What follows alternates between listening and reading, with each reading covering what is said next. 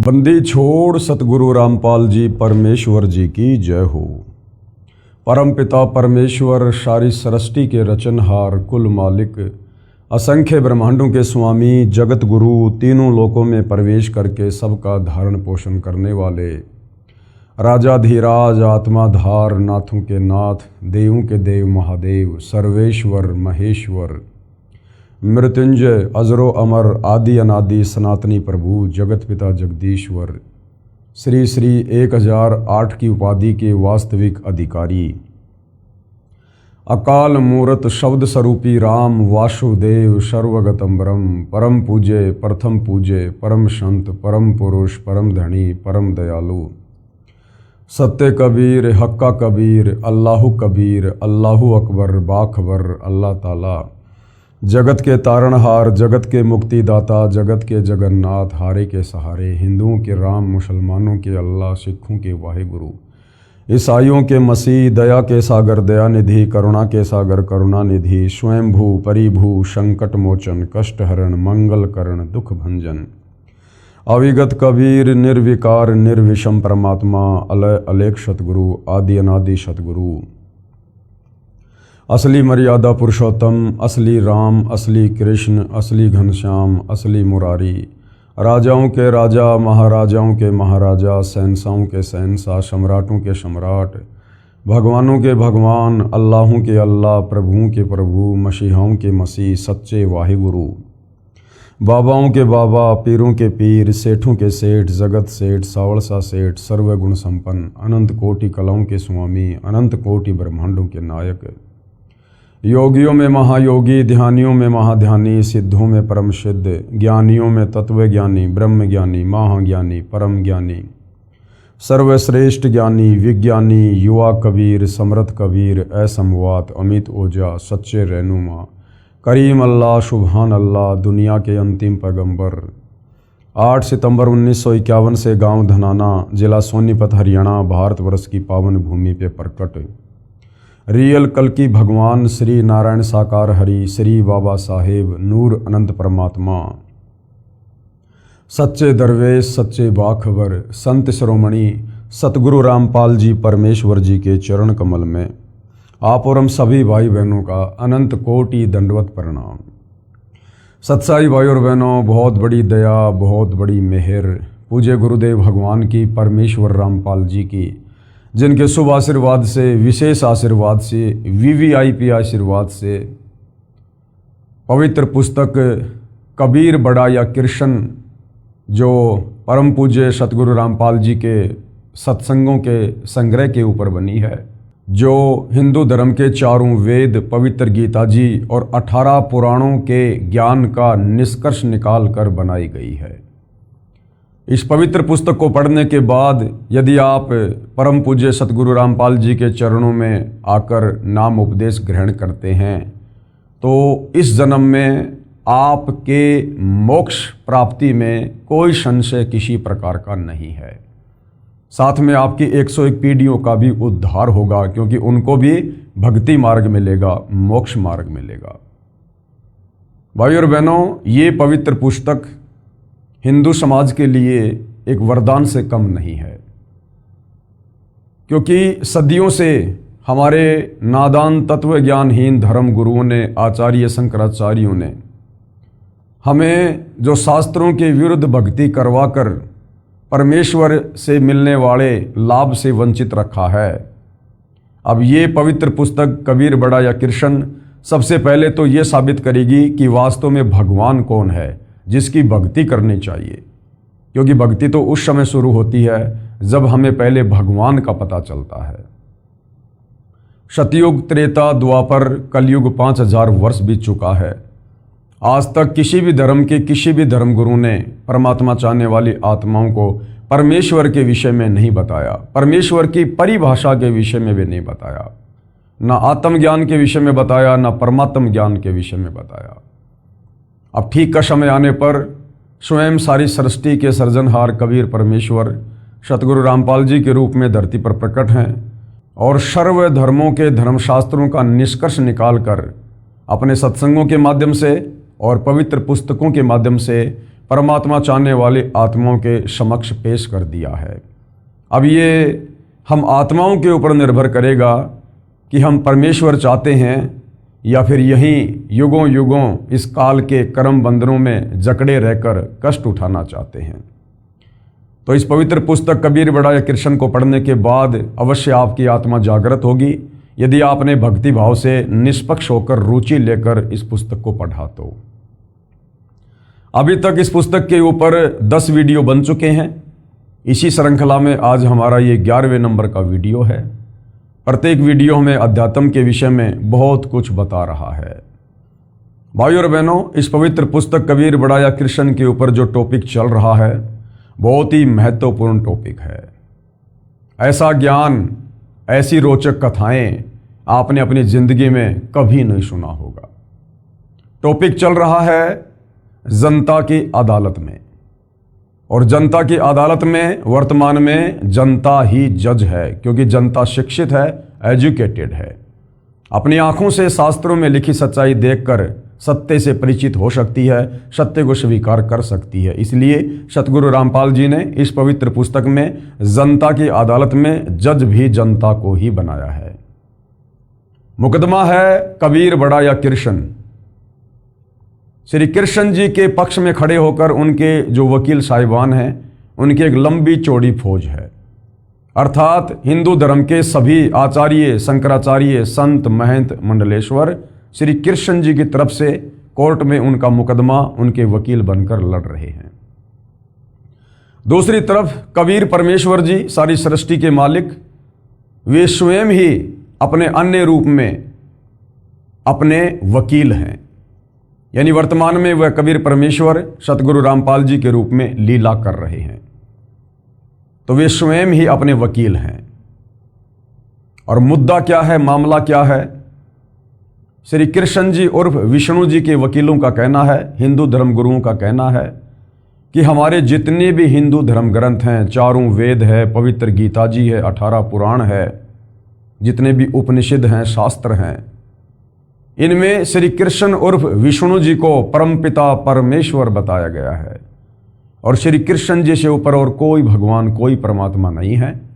और ये श्री कृष्ण उर्फ विष्णु जी ये अजरो अमर हैं, अविनाशी हैं, इनके कोई माता पिता नहीं हैं, और इन्हीं की भक्ति करने से मोक्ष बता रहे हैं। दूसरी तरफ कबीर जी के वकील सतगुरु रामपाल जी ने जिन हिंदू धर्म ग्रंथों का हवाला देकर श्री कृष्ण जी के वकीलों ने श्री कृष्ण उर्फ विष्णु जी को अजरो अमर, अविनाशी, बिना माँ बाप का परमात्मा बताया है, उन्हीं हिंदू धर्म ग्रंथों को जनता के सामने अदालत में दिखाकर कबीर जी के वकील सतगुरु रामपाल जी ने उन लोगों की सिट्टी पिट्टी गुम कर दी है, उनके दांत खट्टे कर दिए हैं।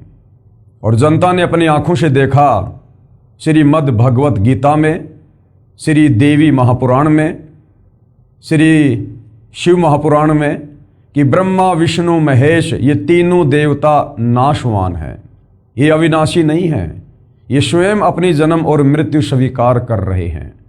गीता ज्ञान देने वाला ब्रह्म भी अपने जन्म और मृत्यु स्वीकार कर रहा है।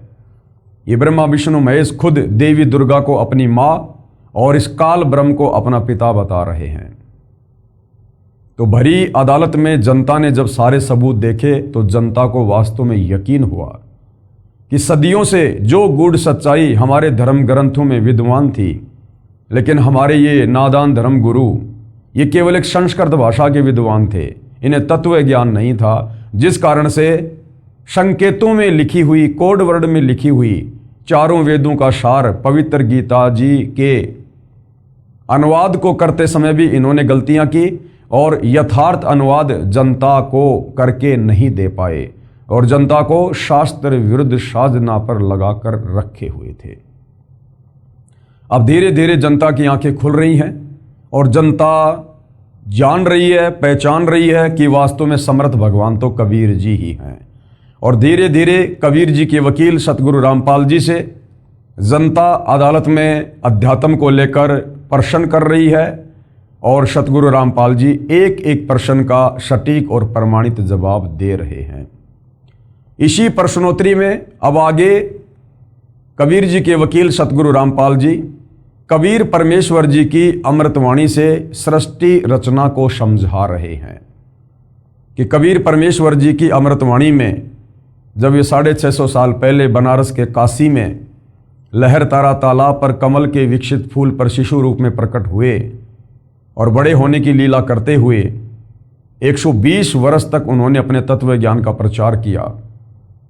और जो ज्ञान उन्होंने बताया, जो सिंपल भाषा में था, कबीर वाणियों में था, लोकोक्तियों में था, मुहावरों में था, दोहों में था, शब्दों में था, जिस ज्ञान को 650 साल पहले कबीर जी को अनपढ़ कहकर, एक जुलाहा कहकर हमारे इन संस्कृत के तथाकथित विद्वानों ने उनको रिजेक्ट कर दिया, आज उन्हीं कबीर परमेश्वर जी की वो वाणियाँ, वो तत्व ज्ञान इन तमाम हिंदू धर्म ग्रंथों में लिखा हुआ देखकर जनता दांतों तले उंगली दबा रही है कि कबीर जी तो वास्तव में परमात्मा थे, परमेश्वर थे।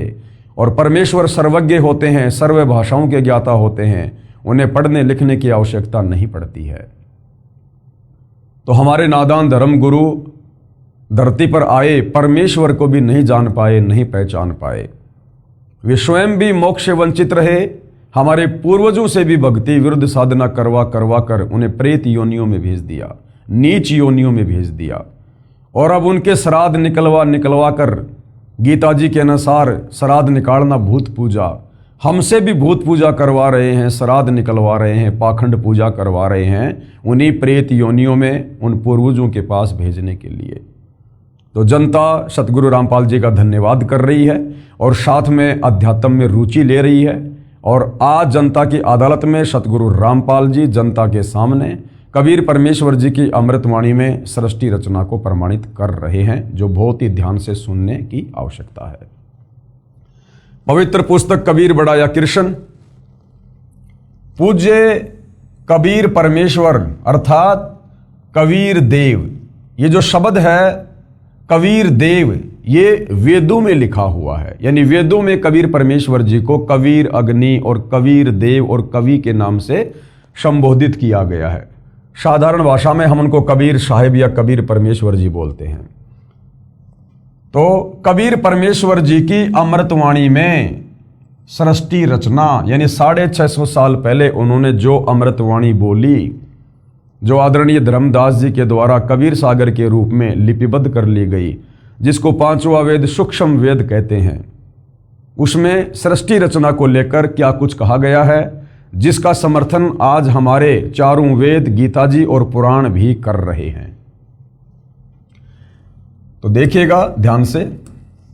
विशेष निम्न अमृतवाणी सन 1403 से जब पूज्य कबीर देव यानी कबीर परमेश्वर लीला में शरीर में 5 वर्ष के हुए, सन 1518 जब कबीर देव कबीर परमेश्वर मगर स्थान से सह शरीर सतलोक गए, उसके बीच में लगभग 600 वर्ष पूर्व परम पूज्य कबीर परमेश्वर कबीर देव जी द्वारा अपने निजी सेवक दास भगत आदरणीय धर्मदास साहिब को सुनाई थी तथा धनी धर्मदास साहिब जी ने लिपिबद्ध कर ली थी। जो अमृतवाणी कबीर परमेश्वर जी की आपको सुनाई जाएगी, ये उस समय की है जब कबीर परमेश्वर सन 1398 में बनारस के काशी में प्रकट हुए और जब लीला में तरीके से 5 वर्ष के हुए, उसके बाद उन्होंने अपने ज्ञान का, तत्व ज्ञान का प्रचार प्रसार करना शुरू किया। और कबीर परमेश्वर जी जब 5 वर्ष की लीला में आयु में थे तो उनके जो प्रथम शिष्य थे वो 104 वर्ष के हिंदू धर्म के सुप्रसिद्ध विद्वान पंडित रामानंद जी हुए। 104 वर्ष के चारों वेदों के विद्वान, गीता जी के विद्वान, 18 पुराणों के विद्वान, जिनका डंका बोलता था, उस 104 वर्ष के वृद्ध पंडित रामानंद जी ने 5 वर्ष की लीला में उम्र में जो कबीर परमेश्वर जी थे, उनके तत्व ज्ञान के आगे घुटने टेक दिए और उन्हें अपना गुरु धारण किया। लेकिन दुनिया की नज़रों में कबीर जी ने रामानंद जी को ही अपना मुंह बोला गुरु बना के रखा, गुरु शिष्य परंपरा को बनाए रखने के लिए। अन्यथा कबीर परमेश्वर जी ने गुरु धारण करने की आवश्यकता नहीं होती है, वे तो जगत गुरु हैं, सारी सृष्टि को ज्ञान देने के लिए आते हैं। लेकिन इस काल लोक में गुरु शिष्य परंपरा को बनाए रखने के लिए उन्होंने ये लीला की थी। तो जब कबीर परमेश्वर जी 5 वर्ष के थे लीलामय उम्र में, तो 5 वर्ष से उन्होंने तत्व ज्ञान देना शुरू किया और सन 1518 मगर से वे सशरीर सतलोक गए। उस समय तक की उनकी जो अमृतवाणियां हैं उससे आपको सृष्टि रचना बताई जा रही है तथा धनी धर्मदास साहिब जी ने लिपिबद्ध कर ली। परंतु उस समय के पवित्र हिंदुओं तथा पवित्र मुसलमानों के नादान गुरुओं नीम हकीमों ने कहा कि ये धानक जुलाहा कबीर झूठा है। किसी भी सदग्रंथ में श्री ब्रह्मा जी, श्री विष्णु जी तथा श्री शिव जी के माता पिता का नाम नहीं है। ये तीनों प्रभु यानी ब्रह्मा विष्णु महेश ये अविनाशी हैं, इनका जन्म मृत्यु नहीं होता। न ही पवित्र वेदों व पवित्र कुरान शरीफ आदि में कबीर परमेश्वर का कोई प्रमाण है तथा परमात्मा को निराकार लिखा है। ये हमारे हिंदू धर्मगुरु बताया करते थे। हम प्रतिदिन शास्त्रों को पढ़ते थे, संस्कृत के विद्वान थे, लेकिन तत्व ज्ञान नहीं था। तो तत्व ज्ञान के अभाव में वो समझ नहीं पाए कि इन वाणियों में लिखा क्या है, अध्यायों में श्लोकों में लिखा क्या है। जिस प्रकार भाइयों और बहनों 5वीं कक्षा में पढ़ने वाला बच्चा अच्छे से हिंदी पढ़ना जान जाता है, अब उस 5वीं कक्षा के बच्चे को जो केवल हिंदी ही पढ़ना जानता है, वो शब्दों के उन अर्थों को नहीं जानता। यदि उसको पीएचडी की पुस्तक दे दी जाए, वो बच्चा उसको पढ़ देगा क्योंकि हिंदी में है, लेकिन उन शब्दों के अर्थों को नहीं समझ सकता। इसी प्रकार ये हमारे नादान आचार्य शंकराचार्य धर्मगुरु ये केवल भाषा विशेष के ज्ञाता थे, इनको तत्व ज्ञान नहीं था। ये संकेतों को समझने में सक्षम नहीं थे, जिस कारण से जैसा इनको समझ में आया मनमुखी रूप से सदग्रंथों की व्याख्या करके अनुवाद करके इन्होंने समाज में वो फैला दिया, वो परोस दिया। एक प्रकार से रायता फैला दिया इन्होंने, अर्थात शास्त्र विरुद्ध साधना समाज में फैला दी। भोली आत्माओं ने उन विचक्षणों अर्थात चतुर गुरुओं पर विश्वास कर लिया कि सचमुच ये कबीर धानक तो अशिक्षित है तथा हमारे गुरुजी शिक्षित हैं, सत्य कह रहे होंगे। आज वही सच्चाई प्रकाश में आ रही है। ये नादान धर्मगुरु उस समय कह दिया करते थे अपनी बात को ऊपर रखने के लिए, जबकि कबीर परमात्मा इन धर्मगुरुओं को कहा करते थे कि पंडित जी देखो तुम्हारी आंखों के सामने ग्रंथ है। कबीर परमेश्वर अध्याय बताया करते थे, श्लोक बताया करते थे कि देखो कहाँ क्या लिखा हुआ है ब्रह्मा विष्णु महेश की माता पिता के बारे में, इनकी जन्म और मृत्यु के बारे में। वो पंडित लोग गुरु लोग देख लिया करते थे और जान लिया करते थे कि वास्तव में कबीर जी जो कह रहे हैं वैसा ही लिखा हुआ है। लेकिन अहंकार वश, मान बढ़ाई वश, काल प्रेरणा वश कि कहीं हमारा धार्मिक धंधा फैल ना हो जाए, रोजी रोटी खत्म ना हो जाए, जिस कारण से उन्होंने ये कहकर उस समय की जो अनपढ़ जनता थी उनको बरगला दिया, भ्रमित कर दिया कि देखो रे लोगों ये कबीर जुलाहा झूठ बोलता है, ये तो अनपढ़ है, इसको तो संस्कृत आती नहीं और हमारे सारे सदग्रंथ संस्कृत भाषा में हैं। तो आम व्यक्ति इस बात को बिल्कुल पक्का समझ लिया करते थे, मान लिया करते थे कि वास्तव में कबीर जी तो जुलाहा है, ये तो अनपढ़ है, संस्कृत आती नहीं, इसे क्या पता शास्त्रों में क्या लिखा है, कबीर जी झूठ बोल रहे हैं और हमारे गुरु जी सही कह रहे हैं। इस प्रकार से उन नादान धर्म गुरुओं की दाल गली रही। लेकिन भाइयों और बहनों ऐसा भी नहीं है कि परमात्मा कोई कमज़ोर थे या कमज़ोर साबित हो गए थे। वो समय नहीं था इन धर्मशास्त्रों की सच्चाई जन जन के सामने उजागर करने की, वो समय नहीं था भाइयों और बहनों। समय परमात्मा ने वर्तमान का निर्धारित किया हुआ था कि जब आवे 5505 तब ये वचन मेरा होगा साचा। ये कलयुग की बिचली पीढ़ी कबीर परमात्मा का निर्धारित समय है सत्य को उजागर करने का, धर्मशास्त्रों में लिखी सच्चाई को जन जन तक पहुंचाने का। तो अब वही कबीर परमेश्वर सतलोक से चलकर 8 सितंबर 1951 में गांव धनाना जिला सोनीपत हरियाणा में प्रकट हैं सतगुरु रामपाल जी के नाम से, और उन्होंने सन 1994 से इन शास्त्रों में लिखी सच्चाई जन जन को बताना शुरू की और आज लाखों में करोड़ों में उनके फॉलोवर हैं। और जो सतज्ञान आज सतगुरु रामपाल जी ने बताया है वो आज इस पृथ्वी पर अन्य किसी धर्मगुरु के पास नहीं है और ना उन्होंने कभी अपने शिष्यों को कभी ये ज्ञान बताया। तो इससे साबित होता है कि धरती पर स्वयं कबीर परमेश्वर सतगुरु रामपाल जी के रूप में प्रकट हैं और ये सर्वज्ञ परमात्मा है, जगत गुरु हैं, तत्वदर्शी संत है और इनके अलावा किसी और के पास वर्तमान में मोक्ष मार्ग नहीं है। आज वही सच्चाई प्रकाश में आ रही है सतगुरु रामपाल जी के अथक प्रयासों से तथा अपने सर्व पवित्र धर्मों के पवित्र सदग्रंथ साक्षी हैं। इससे सिद्ध है कि पूर्ण परमेश्वर सर्व सृष्टि रचनहार कुल करतार तथा सर्वज्ञ कबीर देव यानी कबीर परमेश्वर ही हैं, जो काशी बनारस में कमल के फूल पर प्रकट हुए तथा 120 वर्ष तक वास्तविक तेजों में शरीर के ऊपर मानव सदृश से शरीर हल्के तेज का बनाकर रहे तथा अपने द्वारा रची सृष्टि का ठीक ठीक वास्तविक तत्व ज्ञान देकर शरीर सतलोक चले गए। कृपया प्रेमी पाठक पढ़ें निम्न अमृतवाणी परमेश्वर कबीर साहिब जी द्वारा उच्चारित। तो सृष्टि रचना के विषय में कुछ वाणियां हैं जो कबीर परमेश्वर जी ने 650 साल पहले कही थी। जो उनके जो परम भगत थे उस समय आदरणीय धर्मदास जी, उन्होंने कबीर सागर के रूप में वाणियों को लिपिबद्ध किया जो वर्तमान में हमारे सामने प्रकट हैं। क्या लिखा है?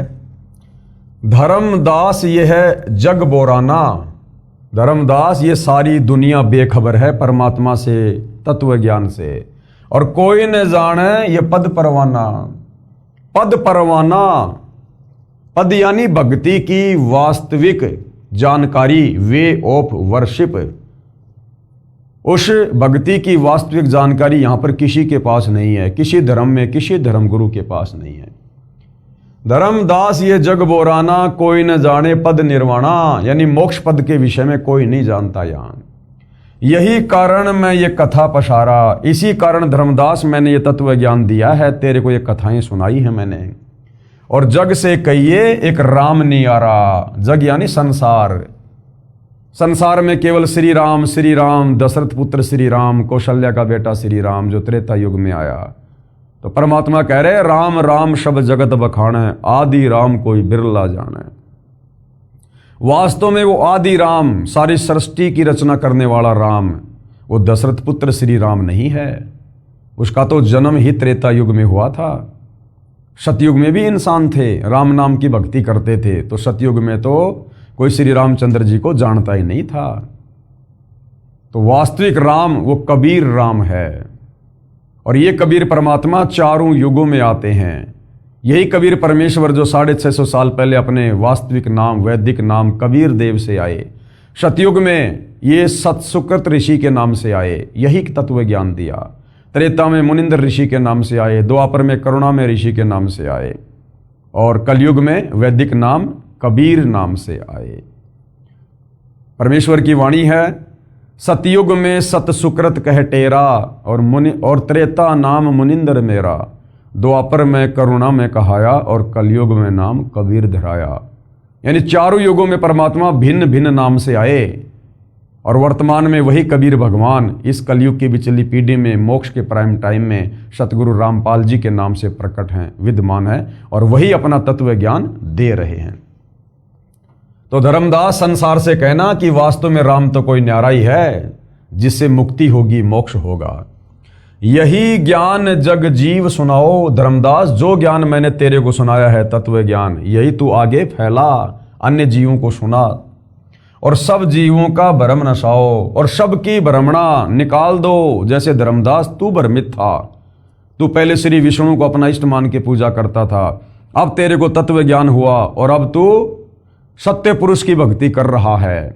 इसी प्रकार से धर्मदास सभी जीवों को जो भ्रम है कि ब्रह्मा विष्णु महेश ही परमात्मा है, अजरो अमर है, इन्हीं की भक्ति से मोक्ष होगा, ये तत्व ज्ञान सुना सुना के सत्य पुरुष की जानकारी देकर, सतलोक की जानकारी देकर सबका भ्रम निवारण कर दे। अब मैं तुमसे कहूं चिताई, धर्मदास अब मैं तेरे से कहूंगा, तू ध्यान लगा के सुन।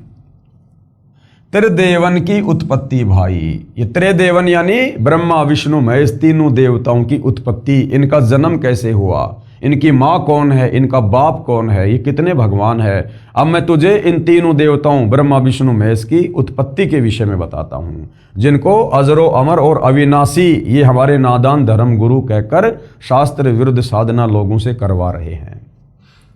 कुछ संक्षेप कहूँ गहराई, सब संशय तुमरे मिट जाई। धर्मदास, कुछ मैं संक्षेप में ये बातें तुम्हें बताऊंगा जिससे तुम्हारा संशय समाप्त हो जाएगा भक्ति और भगवान को लेकर। भरम गए जग वेद पुराणा, आदि राम का भेद न जाना। भरम गए जग वेद पुराना और आदि राम का भेद न जाना। ये वेदों को पढ़ पढ़ के दुनिया भ्रमित हो रही है, लेकिन उस आदि राम का, सबसे पहले वाले राम का, पूर्ण ब्रह्म परमेश्वर का, सारी सृष्टि के मालिक का किसी को भी ज्ञान नहीं है। उसका भेद कोई भी नहीं जान पाया, वेद पढ़ने वाले भी नहीं जान पाए।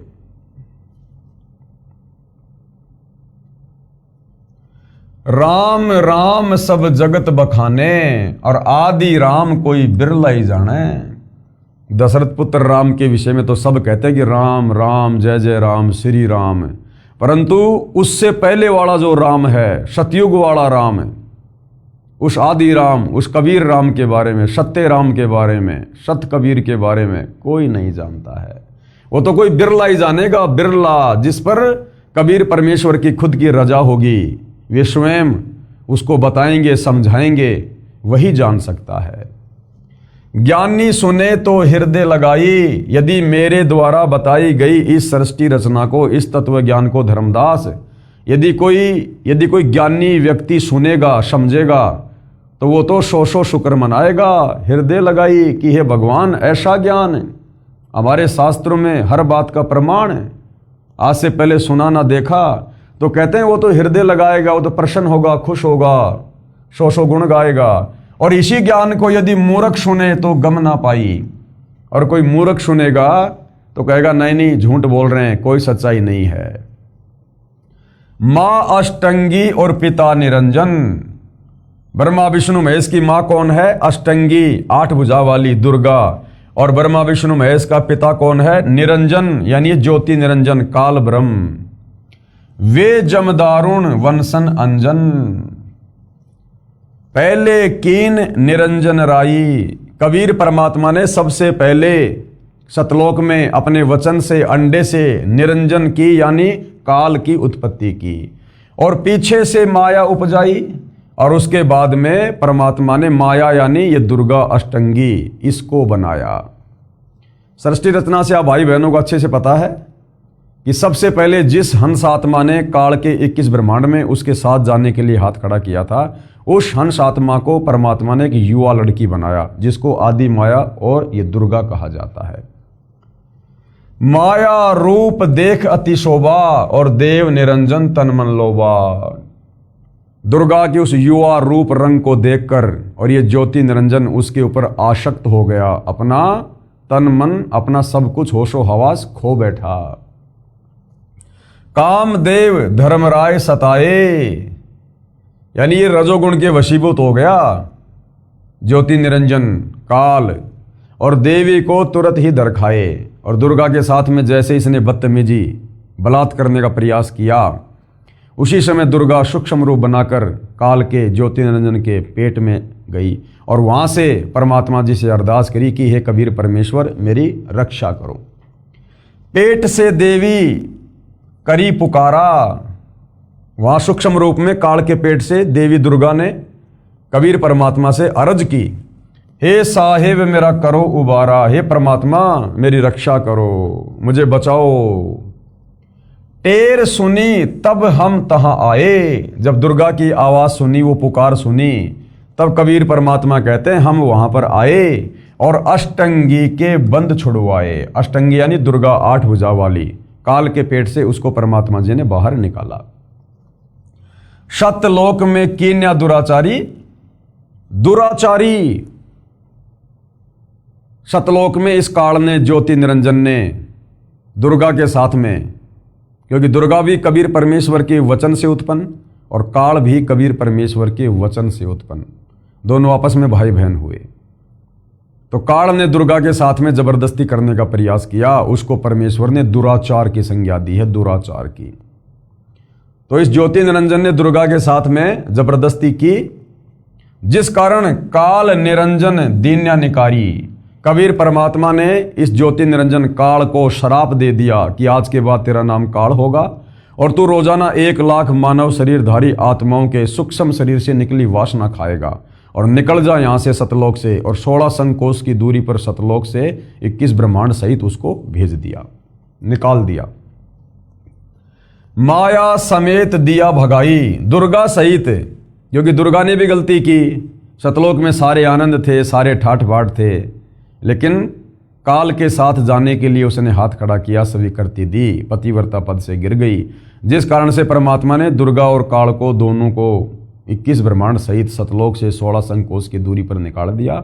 और दुर्गा के पीछे पीछे हम असंख्य आत्माओं ने, जो आज यहाँ ब्रह्मा विष्णु महेश, लक 84 में गधा कुत्ता शुअर देव जितने भी हैं प्राणी 21 ब्रह्मांड में, मक्खी मच्छर कीट पतंग, हम सब ने भी हाथ खड़े कर दिए थे। तो हम सबको कबीर परमात्मा ने सूक्ष्म रूप बनाया और दुर्गा के अंतःकरण में डाल दिया और कहा कि मैंने तेरे को शब्द शक्ति दे दी है, ये काल जितनी आत्मा कहे तू अपने वचन से उत्पन्न कर देना।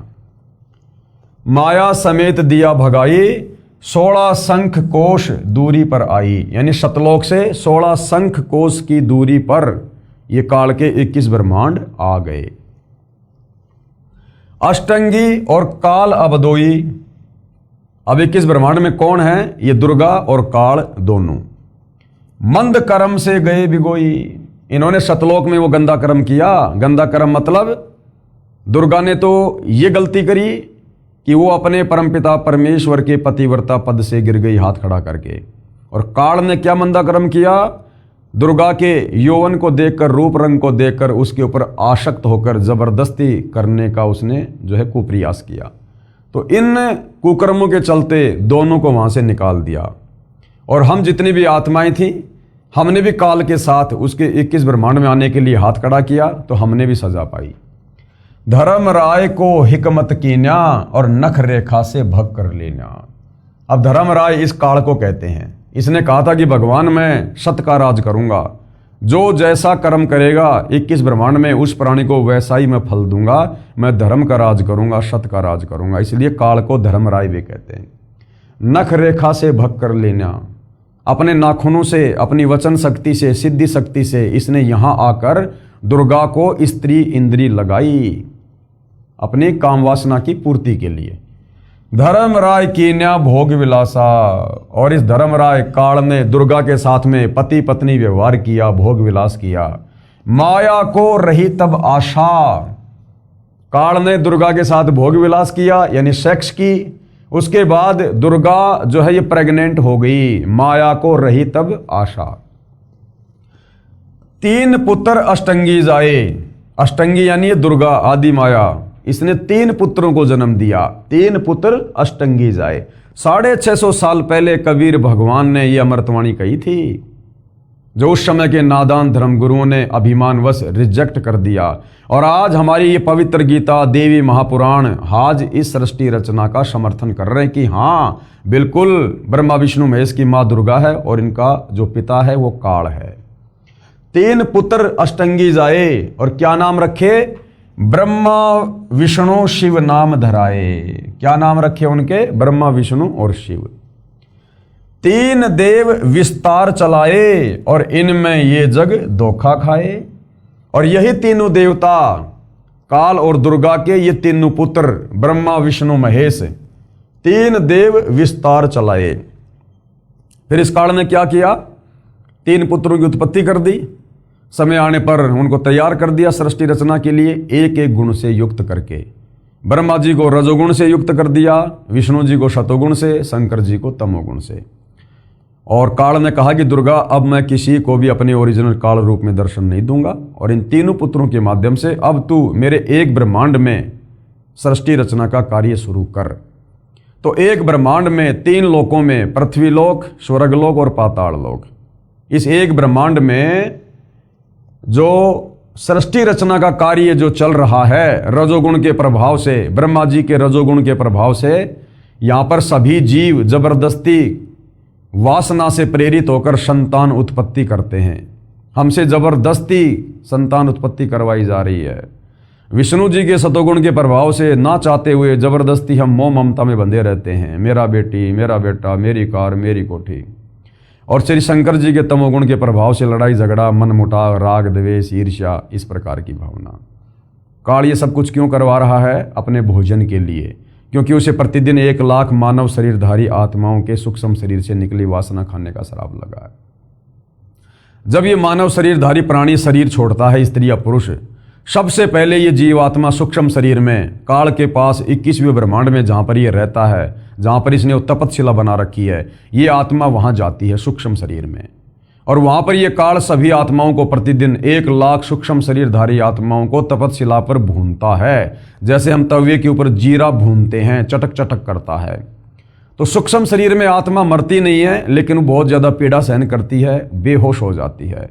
और सारे जीवन काल में उस स्त्री या पुरुष ने जो भी विषय वासना की है, जो भी गंदा कुछ खाया पिया, शराब, मांस, तंबाकू, बीड़ी, सिगरेट, चोरी जारी, ठगी, व्यभिचार, जो भी विषय वासना उसके सूक्ष्म शरीर में जमा हो जाती है, उसको ये काल तपतशिला पर भून भून के जैसे गन्ने का जूस निकाला जाता है, इस प्रकार से इस आत्मा की वासना निकालता है और आत्मा बेहोश हो जाती है, कायल हो जाती है।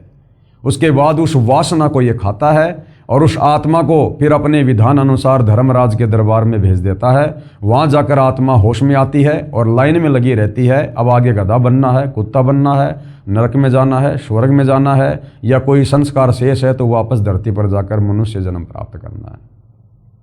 और ये वासना ये किस प्रकार से जमा होती है भाई और बहनों?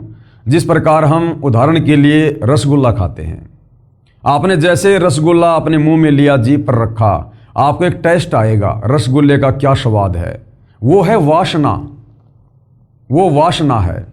आपने शराब अपने मुंह में डाली, शराब को मुंह में डालते ही, जीभ पर डालते ही आपको उसका एक टेस्ट आएगा जैसा भी है, वो वासना है। वो कहाँ जमा हो रही है? वो हमारे सूक्ष्म शरीर में जमा हो रही है। हमारे मुंह से अंदर वो वस्तु जाते ही उसका कोई टेस्ट नहीं रहता। तो वो जो वासना जमा हो रही है, खट्टी, मीठी, तीखी, जैसी भी है, वो वासना हमारे सूक्ष्म शरीर में जमा होती रहती है। और जिसमें जितनी ज़्यादा वासना होती है, तपतशिला पर उसको उतने ज़्यादा टाइम तक भूना जाता है, उतना ज़्यादा वो दुखी होता है, परेशान होता है। तो वो वासना ये काल खाता है, इस वासना को खाने का श्राप लगा हुआ है। तो क्या कहते हैं? 3 देव विस्तार चलावे। एक ब्रह्मांड में काल की सृष्टि, तीनों देवता ब्रह्मा विष्णु महेश चला रहे हैं। इनमें ये जग धोखा खावे और ये ब्रह्मा विष्णु महेश को ही पूर्ण ब्रह्म परमात्मा मान के, भगवान मान के, क्योंकि काल तो सबके सामने आता नहीं, उसने सौगंध खा रखी है कि मैं तो मेरे काल रूप में किसी को दर्शन दूंगा नहीं। अगर मेरे तीनों बेटों ब्रह्मा विष्णु महेश को सच्चाई का पता चल गया तो मेरे लिए फिर ये संतान उत्पत्ति करना, ये काम ये बंद कर देंगे, फिर मैं खाऊंगा क्या?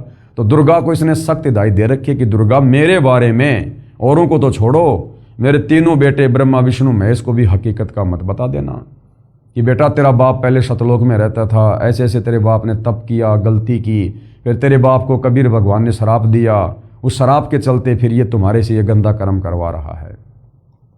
तो दुर्गा को भी इसने डरा रखा, धमका रखा कि अगर मेरा भेद मेरे पुत्रों को भी दे दिया तो मेरे से बुरा कोई नहीं होगा। तो ब्रह्मा विष्णु महेश को अपनी माँ का तो पता है कि दुर्गा है, लेकिन बाप का नहीं पता। अरे जिसको अपने बाप का नहीं पता, हम उनको भगवान मान के पूज रहे हैं। तो काल के एक ब्रह्मांड में 3 लोक की सृष्टि ब्रह्मा विष्णु महेश चला रहे हैं और सभी जीव इन्हीं को भगवान मानकर कर्म बंधनों में उलझे हुए हैं। पुरुष गम कैसे कोई पावे? अब बताओ 21 ब्रह्मांड में उस पुरुष यानी असली भगवान कबीर के बारे में कोई कैसे जान पाएगा? ब्रह्मा विष्णु महेश को तो पता नहीं है, दुर्गा काल के डर से बताती नहीं है और काल किसी को बताएगा नहीं। अगर पता चल गया तो सारे जीव सतलोक चले जाएंगे, फिर इसके भोजन का क्या होगा? तो परमात्मा कहते हैं अब बताओ 21 ब्रह्मांड में किसी को उस भगवान के बारे में, सारी सृष्टि के मालिक के बारे में, सतलोक के राजा कबीर के बारे में कैसे पता चले? इसलिए वो कबीर परमात्मा खुद ही चलकर धरती पर संत रूप में, तत्वदर्शी संत रूप में आता है, अपने आप को छुपाता है कि मैं तो भगवान का भेजा हुआ हूं, मैं तो उसका दास हूं, उसका नौकर हूं, ताकि हम उसके ज्ञान को समझें। अगर वो इंसान रूप में आके कह दे मैं भगवान हूं तो कोई भी उसके ज्ञान को स्वीकार नहीं करेगा कि ये तो बड़ा अहंकारी आदमी है, बड़ा पाखंडी आदमी है, हमारे सामने जन्म लिया और अपने आप को भगवान कह रहा है। इसलिए कबीर भगवान ने अपने आप को छुपाना पड़ता है, अपने आप को तत्वदर्शी संत कहते हैं, जगत गुरु कहते हैं, साधु कहते हैं, भगवान का भेजा हुआ दास कहते हैं। पुरुष गम कोई कैसे पावे, ये काल निरंजन जग ब्रह्मावे। इस काल ने अपने पुत्र ब्रह्मा विष्णु महेश और दुर्गा के माध्यम से पूरे संसार को भ्रमित कर रखा है, असली भगवान को लेकर, भक्ति को लेकर। 3 लोक, पृथ्वी लोक, पाताल लोक और स्वर्ग लोक, 3 लोक अपने सुत दीन्या, अपने सुत यानी अपने बेटों को दे दिए 3 लोक एक ब्रह्मांड में, पृथ्वी पाताल स्वर्ग। यहां का स्वामी बना दिया इनको, एक एक गुण का, रजोगुण का ब्रह्मा जी को, शतोगुण का विष्णु जी को, तमोगुण का शंकर जी को, और सारे जीव इन्हीं को भगवान मानकर पूज रहे हैं। और शून्य निरंजन बाशालीन्या, और ये निरंजन ज्योति निरंजन काल, इसने शून्य में, शून्य यानी 21 ब्रह्मांड में सबसे ऊपर की जो जगह है जहां पर यह तपस्या बनाकर रहता है, वहां फिर ये निवास करने लगा। अलख निरंजन सुन ठिकाना, इस अलख निरंजन, अब इसको ये अलख निरंजन क्यों कहने लग गए? क्योंकि चारों वेदों में और पवित्र गीता जी में केवल इस ब्रह्म तक की साधना का ही मंत्र है, यानी काल का ओम मंत्र ही है चारों वेदों में। जानकारी तो उस पूर्ण परमात्मा की है, लेकिन जो प्राप्ति का मंत्र है वो केवल ओम मंत्र है। यजुर्वेद अध्याय 40 मंत्र 10 और 15 और गीता अध्याय 8 श्लोक नंबर 13। ओम इति एक अक्षर ब्रह्म व्यवहारण माम अनुस्मरण, ये परियाति तजन देहम सयाति परमाम गतम। तो हमारे ऋषि मुनियों ने, महात्माओं ने क्या किया? वेदों को पढ़ा। सबसे पहले तो श्री ब्रह्मा जी ने वेदों को पढ़ा, विष्णु जी ने पढ़ा, शंकर जी ने पढ़ा, ओम मंत्र मिला। तो इन्होंने सोचा कि बस यही परमात्मा है, यही भगवान है जिसका तेजोमय शरीर है। इन्होंने क्या किया? ओम नाम की साधना की और तप किया। अब ओम नाम इस काल का, काल ने सौगंध खा रखी है, मैं किसी को दर्शन दूंगा नहीं, चाहे जप करो चाहे तप करो। तो बेचारे थक गए, तप कर करके थक गए, समाधि लगा लगा के तीनों। इनको दर्शन नहीं हुए ओम नाम वाले भगवान के, काल के, ब्रह्म के। इनको और ही कुछ दिखाई देने लग गया, ज्योति व्याति कोई प्रकाश दिखाई देने लग गया। काल ने भ्रमित कर दिया।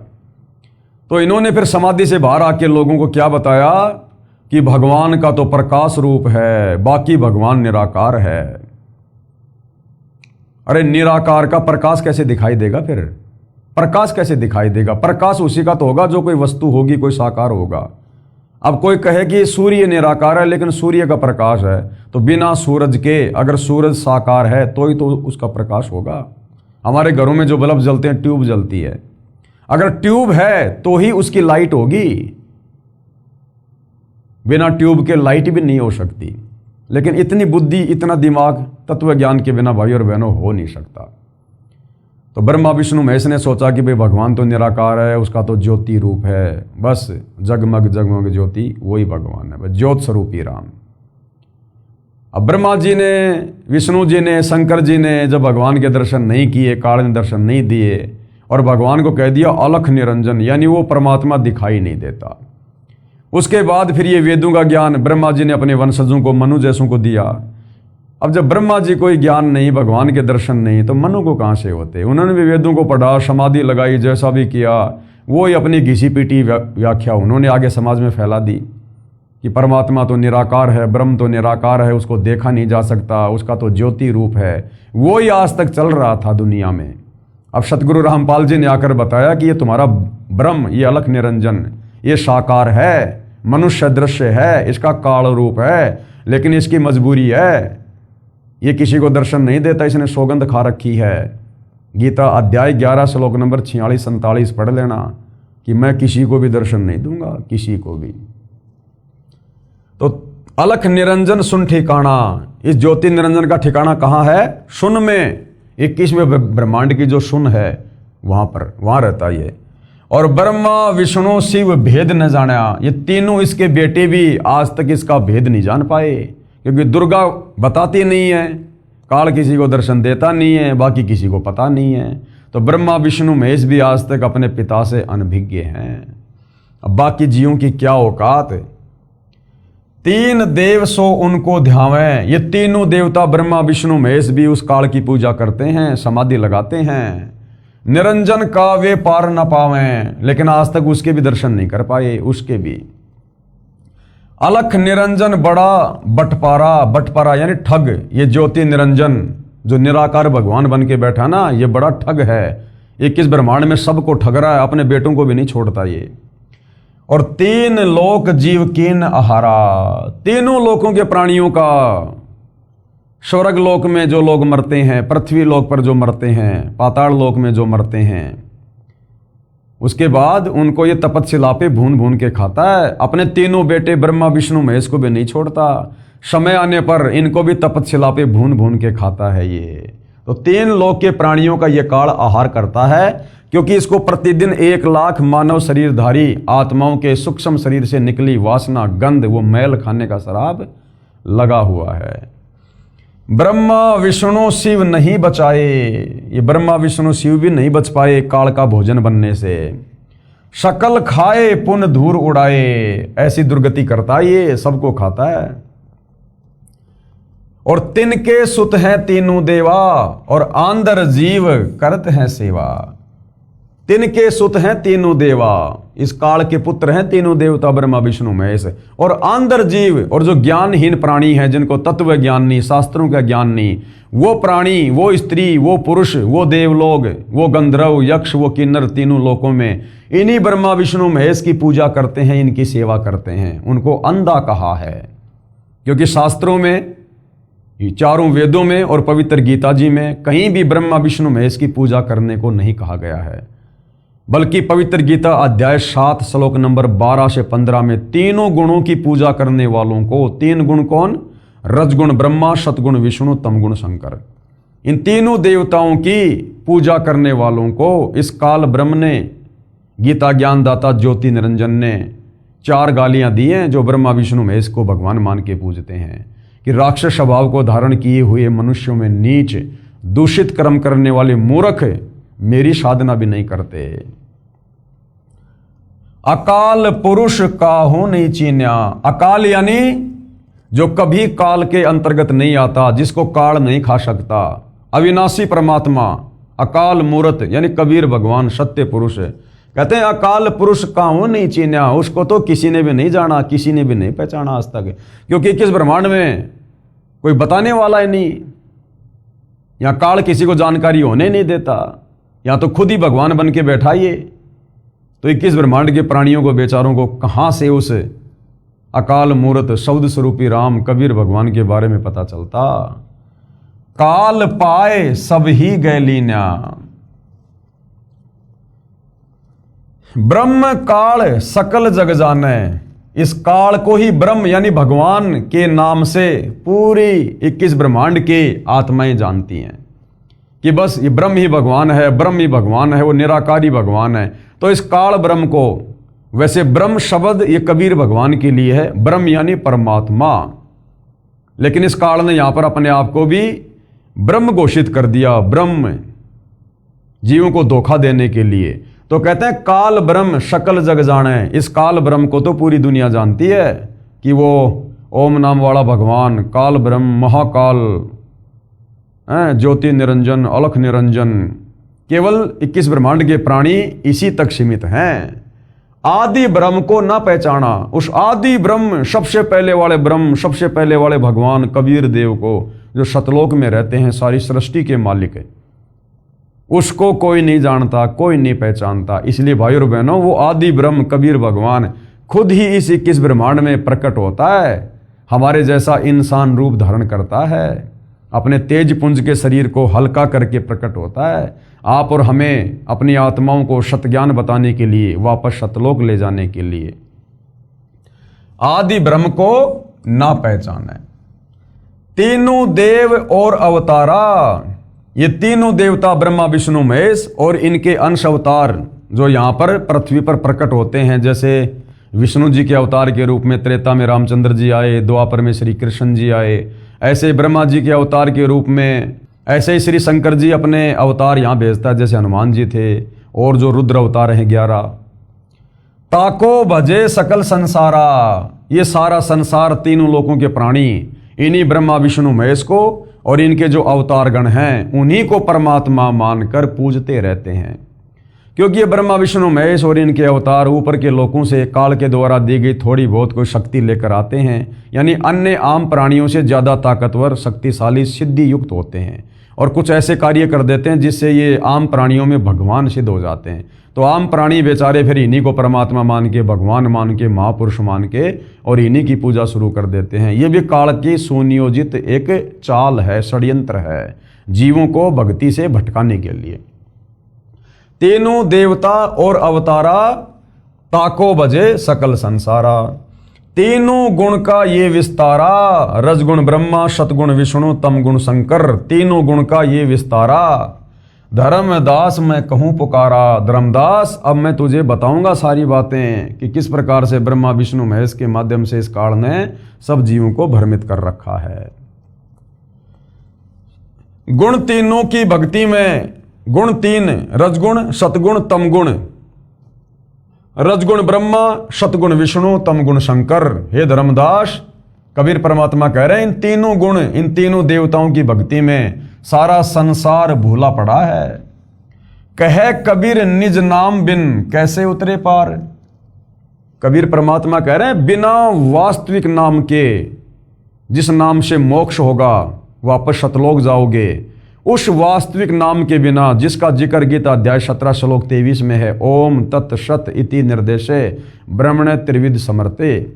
कहते हैं जब तक वो ओम तत्सत वाला जो ओरिजिनल नाम है, जो गीता जी में संकेत में लिखा हुआ है, उसको तत्वदर्शी संत ही खोल के बताएगा। जब तक वो नाम तत्वदर्शी संत से नहीं मिलेगा तब तक जीव आत्मा की मुक्ति नहीं हो सकती। कैसे उतरे पार, पार उतरना यानी सतलोक चले जाना।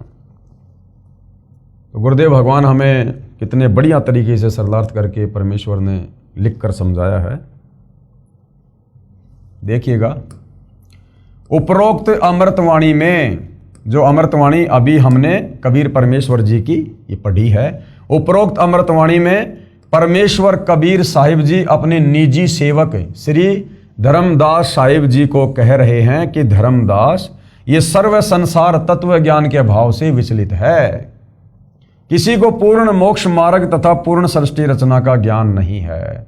इसलिए मैं आपको मेरे द्वारा रची सृष्टि की कथा सुनाता हूं, क्योंकि उस परमेश्वर कबीर के द्वारा रची गई सृष्टि की कहानी वो परमात्मा स्वयं ही सुना सकता है, दूसरा कोई नहीं बता सकता। बुद्धिमान व्यक्ति तो तुरंत समझ जाएंगे, परंतु जो सर्व परमाणु को देखकर भी नहीं मानेंगे। यानी अब आगे आपको जो अमृतवाणी आपने पढ़ी है सृष्टि रचना को लेकर, जो सत्य कथा, अमर कथा, ये सारी बातें आपको हिंदुओं के धर्मशास्त्रों में लिखी हुई बताएंगे। तो कबीर परमेश्वर ने कहा कि धर्मदास, अगर आंखों सारे प्रमाण देखकर भी कोई नहीं मानेगा वो तो मूर्ख प्राणी है, वो तो काल का गुलाम है। और जो सारे प्रमाण देकर स्वीकार कर लेगा, समझ लेना वो भक्ति का अधिकारी जीव है। परंतु जो सारे प्रमाणों को देखकर भी नहीं मानेंगे वे तो नादान प्राणी, काल प्रभाव से प्रभावित है, वे भक्ति योग्य नहीं हैं। अब मैं बताता हूं तीनों भगवानों ब्रह्मा जी, विष्णु जी तथा शिव जी की उत्पत्ति कैसे हुई, यानी इनका जन्म कैसे हुआ। इनकी माता जी तो अष्टंगी यानी दुर्गा है, माँ अष्टंगी, पिता निरंजन, तथा इनका पिता ज्योति निरंजन है। इसका नाम ज्योति निरंजन क्यों पड़ा? जब परमात्मा ने सतलोक में इसको अंडे से उत्पन्न किया तो उस समय इसमें ज्योति थी, इसमें वो प्रकाश निकला, नूर था इसका भी, जिस कारण से इसको ज्योति निरंजन नाम दिया गया। तो इनका जो पिता है वो कौन है? ज्योति निरंजन, ये ब्रह्म, ये काल। पहले ब्रह्म की उत्पत्ति अंडे से हुई, फिर दुर्गा की उत्पत्ति हुई। दुर्गा के रूप पर आसक्त होकर काल ब्रह्म ने गलती यानी छेड़छाड़ की, जिसको दुराचार की संज्ञा दी गई है। तब दुर्गा को और क्या कहते हैं? प्रकृति। दुर्गा का और क्या नाम है? प्रकृति। हमारे ही पुराणों में, देवी पुराण में दुर्गा का अन्य नाम है अष्टंगी, आदि माया और प्रकृति, शिवा। गीता अध्याय 14 श्लोक नंबर 3 और 5 में ये गीता ज्ञानदाता काल ब्रह्म दुर्गा को क्या कह रहा है? प्रकृति, यानी मैं अपनी प्रकृति के गर्भ में बीज स्थापित करता हूं जिससे सबकी उत्पत्ति होती है। ने इसके पेट में शरण ली, यानी दुर्गा ने, प्रकृति ने इसके पेट में शरण ली। जब सतलोक में ये छेड़छाड़ करने की कोशिश कर रहा था तो दुर्गा ने सूक्ष्म रूप बनाकर इसके पेट में शरण ली। और परमात्मा कह रहे हैं मैं वहां गया जहां ज्योति निरंजन काल था, तब भवानी को ब्रह्म यानी ज्योति निरंजन के पेट से निकालकर 21 ब्रह्मांड समेत 16 संकोश की दूरी पर भेज दिया। ज्योति निरंजन यानी धर्मराज ने प्रकृति देवी यानी दुर्गा के साथ भोग विलास किया। इन दोनों के सहयोग से यानी पति पत्नी व्यवहार से तीनों गुणों श्री ब्रह्मा जी, श्री विष्णु जी तथा श्री शिव जी की उत्पत्ति हुई। इन्हीं तीनों गुणों रजगुण ब्रह्मा जी, सतगुण विष्णु जी, तमगुण शिव जी की ही पूजा करके सर्व प्राणी काल जाल में फंसे हैं। जब तक वास्तविक मंत्र नहीं मिलेगा, गीता अध्याय 17 श्लोक 23 वाला ओम तत्सत, तब तक पूर्ण मोक्ष कैसे होगा। ओम नाम से तो केवल हम काल के 21 ब्रह्मांड में रहेंगे, क्योंकि ओम मंत्र काल का है, काल तक की साधना है। ओम नाम की साधना करके जाएंगे इसके ब्रह्मलोक में। गीता अध्याय 8 श्लोक 16 में कहता है कि ब्रह्मलोक पर्यंत सर्वलोक पुनरावर्ती में है, यानी ब्रह्मलोक में गया हुआ भगत भी वापस जन्म मरण में आएगा। तो जो वास्तव में जो मुक्ति का मंत्र है वो है ओम तत्सत, जो संकेत में गीता में लिखा है। तत्वदर्शी संत ही उसको खोल कर बताएगा। कहने का मतलब है वर्तमान में धरती पर वह तत्वदर्शी संत सतगुरु रामपाल जी हैं, और उनकी शरण में आकर वो वास्तविक मंत्र लिए बिना आप और हमारा छुटकारा काल के 21 ब्रह्मांड से, जन्म मरण से, लक 84 की पीड़ा से, नरक के कष्ट से, तपतशिला के दुख दर्द से नहीं हो सकता। विशेष अब कबीर जी के वकील जनता की अदालत में जनता को क्या कह रहे हैं। विशेष भगत जन विचार करें कि श्री ब्रह्मा जी, श्री विष्णु जी तथा श्री शिव जी की स्थिति अविनाशी बताई गई है। यानी श्री कृष्ण जी उर्फ विष्णु जी के वकील जनता की अदालत में हमारे हिंदू धर्म गुरु वो श्री ब्रह्मा विष्णु महेश को अविनाशी कह रहे थे कि हमारे धर्मशास्त्रों में लिखा है, गीता में लिखा है कि ये तीनों देवता ब्रह्मा विष्णु महेश ये अजरो अमर है, अविनाशी हैं, इनके कोई माता पिता नहीं है। जबकि कबीर परमेश्वर जी की वाणी सिद्ध कर रही है आगे, जिसका समर्थन हमारे धर्म ग्रंथ भी करेंगे। तो क्या कह रहे हैं कबीर जी के वकील सतगुरु रामपाल जी। भगत जन विचार करें कि श्री ब्रह्मा जी, श्री विष्णु जी तथा श्री शिव जी की स्थिति अविनाशी बताई गई है। सर्व हिंदू समाज अभी तक तीनों परमात्माओं को अजर अमर व जन्म मृत्यु रहित मानते रहे कि ये तो अजर अमर है, कभी मरते नहीं है, इनका कोई जन्म मरण नहीं होता ब्रह्मा विष्णु महेश का। जबकि ये तीनों नाशवान हैं, इन तीनों का नाश होता है, ये जन्मते भी हैं और मरते भी हैं। इनके जो पिता हैं वो काल रूपी ये ब्रह्म है तथा माता दुर्गा यानी प्रकृति, जिसको अष्टंगी भी कहते हैं। जैसा आपने पहले उन प्रमाणों में पढ़ा, क्योंकि पहले इसी पुस्तक में सारे प्रमाण देवी पुराण से दिखा दिए गए हैं कि तीनों देवताओं की माता है दुर्गा और इनका पिता है काल ब्रह्म। श्री देवी पुराण 3 स्कंद पेज नंबर 123 और 24। ये ज्ञान अपने शास्त्रों में भी विद्यमान है, परंतु हिंदू समाज के ये कलयुगी गुरुओं, ऋषियों, संतों को ज्ञान नहीं। जो अध्यापक पाठ्यक्रम यानी सिलेबस से ही अपरिचित है वह अध्यापक ठीक नहीं, विद्वान नहीं है, विद्यार्थियों के भविष्य का शत्रु है।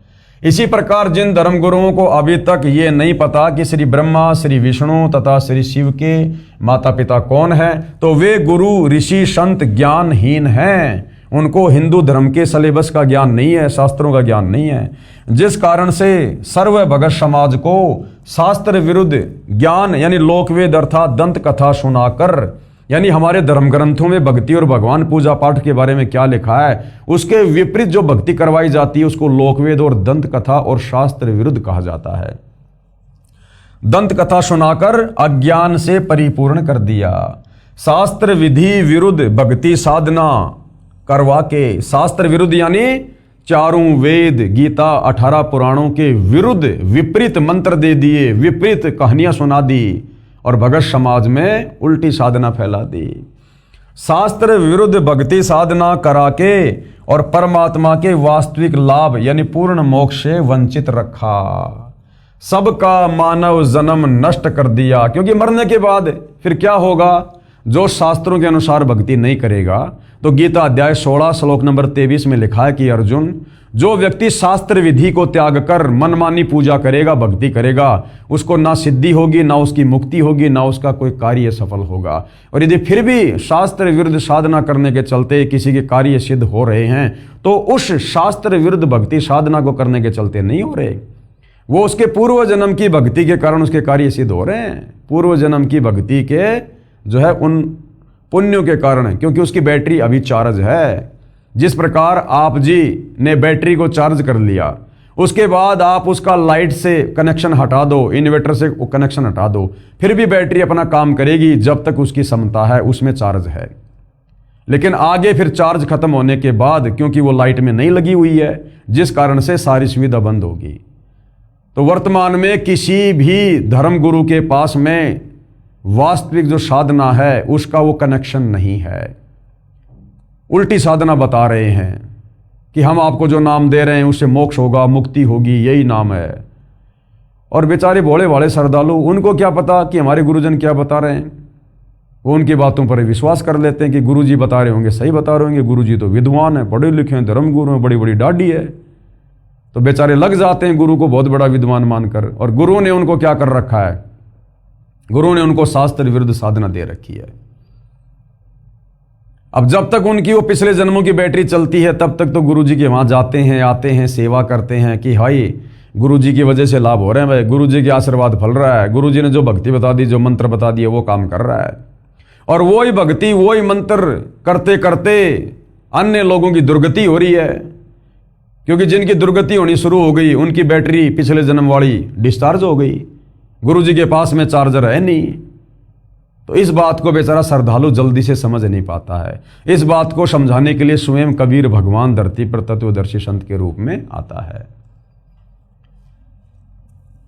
शास्त्र विरुद्ध भक्ति साधना करवा के परमात्मा के वास्तविक लाभ, यानी परमात्मा से असल में क्या लाभ मिलता है? मोक्ष वाला, उससे वंचित रखा। सबका मानव जन्म नष्ट कर दिया। यानी मनुष्य जन्म कितना अनमोल, कितना कीमती। मानव जन्म दुर्लभ है, ये मिला न बारंबार। जैसे पेड़ से पत्ता टूट जाए फिर वापस नहीं लगता डार। लक 84 योनियां भोगने के बाद, गधे, कुत्ते, सुअर, कीट पतंग, मक्खी, मच्छर, पता नहीं क्या क्या, लक 84 योनियां, इन सब के शरीर भोगने के बाद, इतना कष्ट, इतनी पीड़ा भोगने के बाद हमें परमात्मा के विधान अनुसार एक मनुष्य जन्म मिलता है, एक स्त्री या पुरुष का। और ये मनुष्य जन्म केवल इसलिए मिलता है कि मनुष्य जन्म में हम भक्ति कर सकते हैं, भगवान को पहचान सकते हैं, शास्त्रों को पढ़ सकते हैं, आत्मा का कल्याण करवा सकते हैं। गधे, कुत्ते, सुअर नहीं जानते क्या शास्त्र है, क्या भक्ति है, क्या भगवान है। क्योंकि वो कभी जब हमारी तरह मनुष्य थे, उन्होंने भी भक्ति सही नहीं की।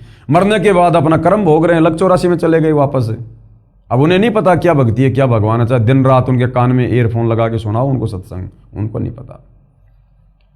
तो इसी प्रकार आप और हमें आज जो ये लक 84 योनि से भिन्न जो ये मनुष्य जन्म दिया है परमात्मा ने, अपने जैसा शरीर दिया है, उस नारायण ने जो ये नर दे दी हमें, ये केवल भगवान प्राप्ति के लिए शास्त्र अनुकूल साधना करके यहां से पीछा छुड़वाने के लिए, काल के जाल से बाहर निकलने के लिए।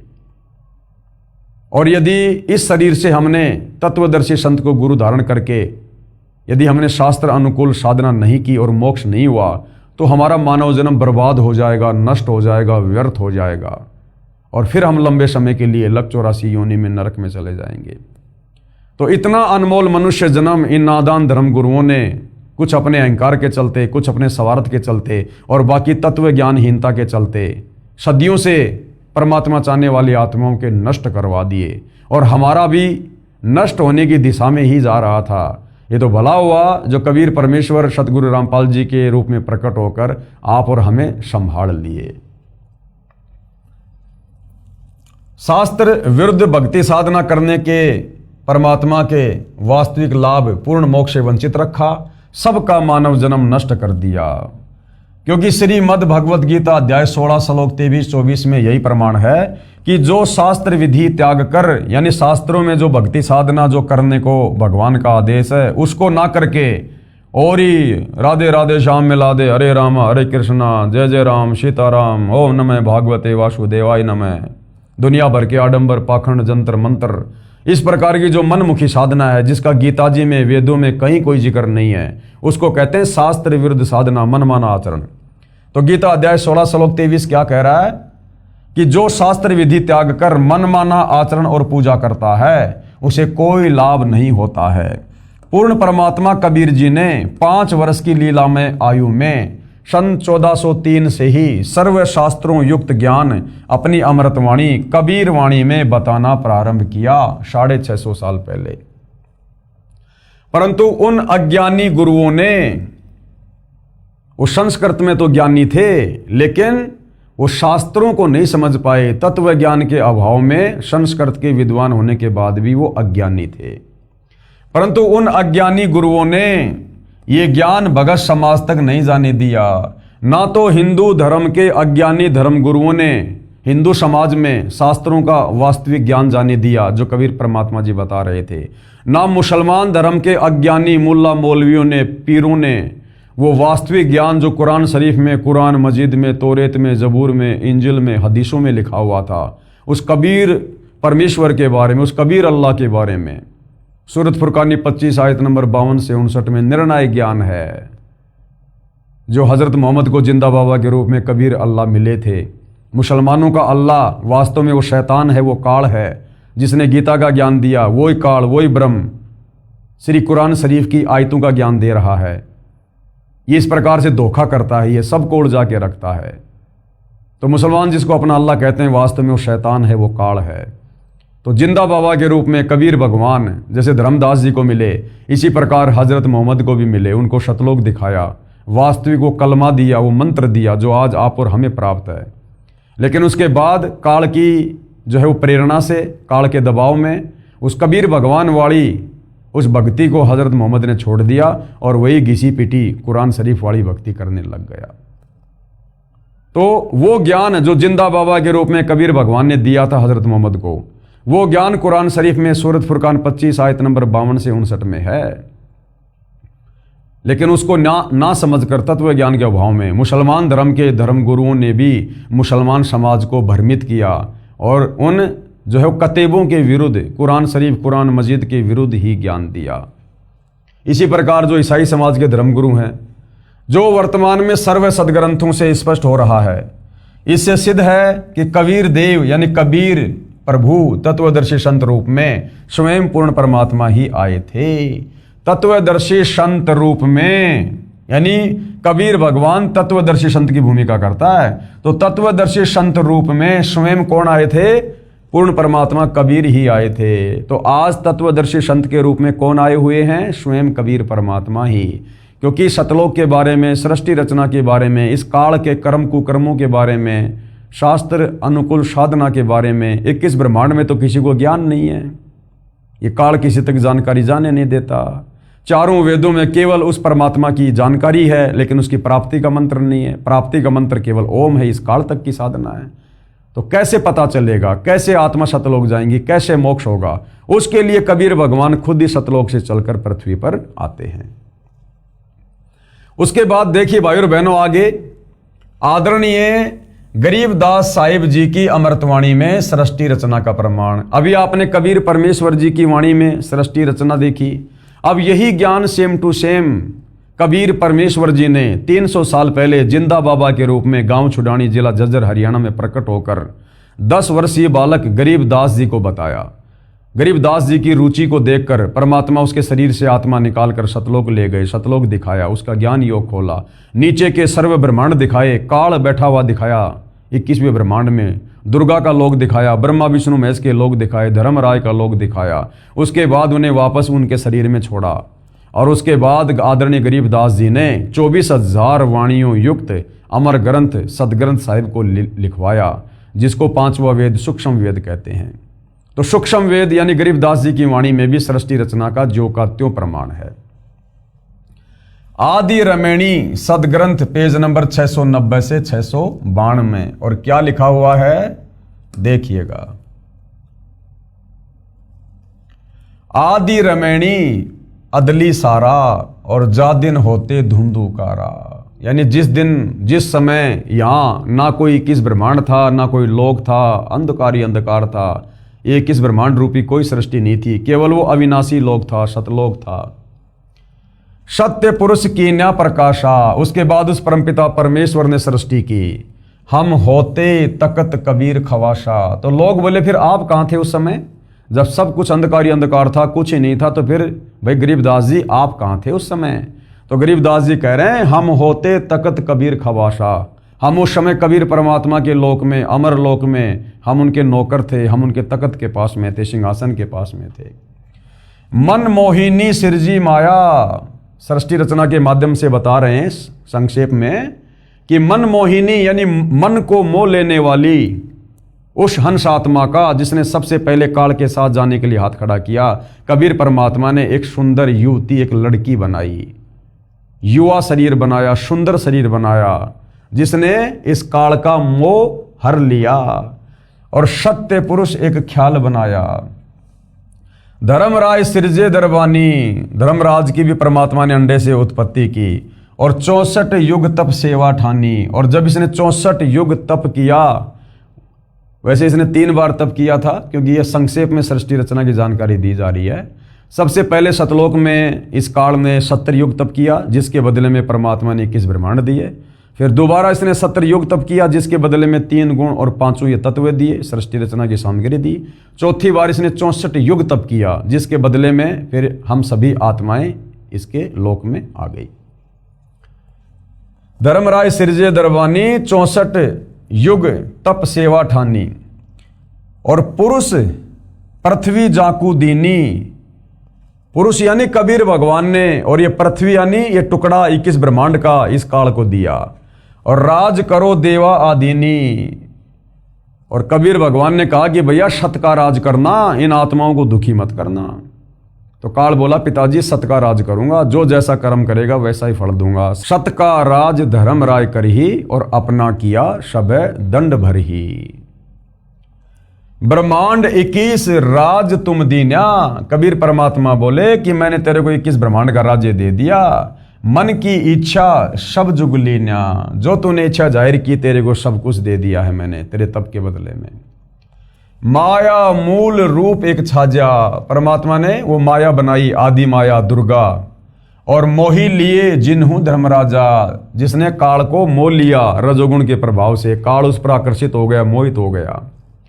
धर्म का मन चंचल चित धारा, दुर्गा के युवा शरीर को, सुंदर शरीर को देखकर धर्म यानी काल का मन चंचल हो गया, यानी काल आपे से बाहर हो गया विषय वासनाओं के अंतर्गत आकर, और मन माया का रूप विचारा, और दुर्गा के ऊपर आसक्त होकर उसके साथ में बदतमीजी यानी बलात् करने का प्रयास किया। चंचल चेरी चपल चिरागा, या के पर से सर बस जा गया, यानी सारा काम बिगाड़ लिया उसके पीछे लग के।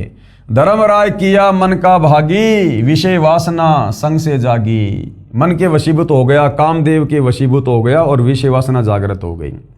अब शंका होगी मन में कि भाई सतलोक में तो ये तीनों गुण है ही नहीं, वहाँ तो विषय वासना है ही नहीं, तो धर्मराज के अंदर कैसे आ गई विषय वासना?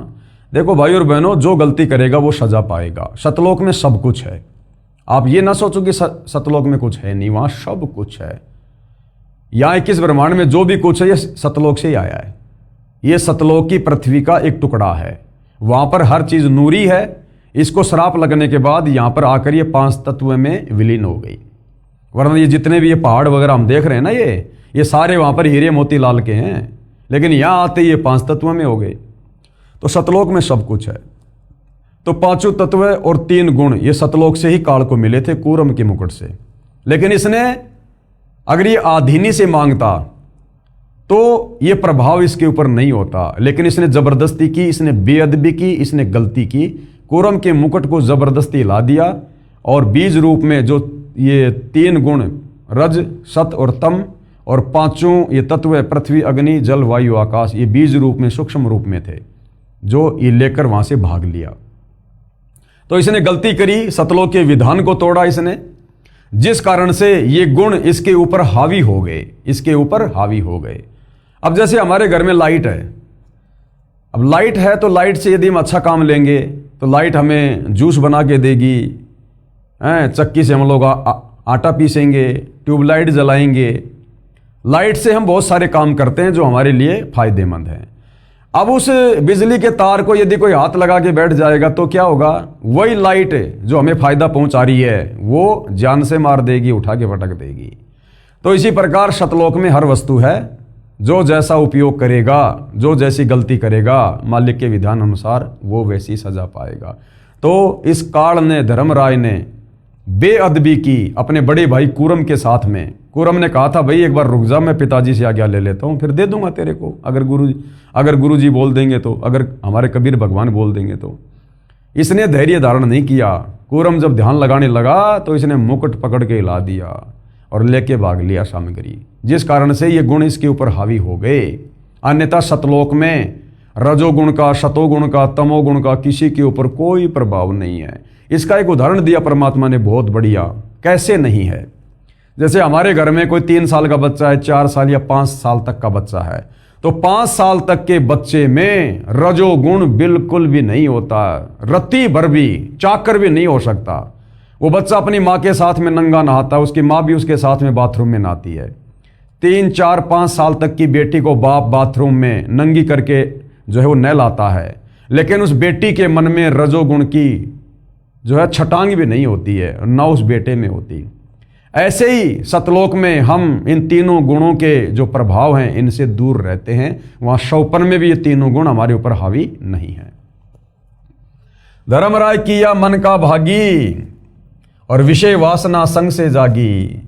आदि पुरुष अदली अनरागी। आदि पुरुष सबसे पहले वाला परमात्मा कबीर भगवान, और अदली यानी वो न्यायकारी परमात्मा है, न्यायकारी, सबके साथ बिल्कुल न्याय करता है। अनुरागी, सबके अंदर प्यार प्रेम रखने वाला, लेकिन वो प्यार प्रेम मोह ममता वाला नहीं है, कर्मानुसार सजा भी वो भगवान ही देता है। फिर धर्मराय दिया दिल से त्यागी। उस कबीर भगवान ने, न्यायकारी उस परमात्मा ने धर्मराया ने काल को दिल से त्याग दिया कि इस सतलोक में, ऐसे सच्चे लोक में, और तूने विषय वासनाओं से प्रेरित होकर ये गंदा कर्म करने की सोची भी कैसे?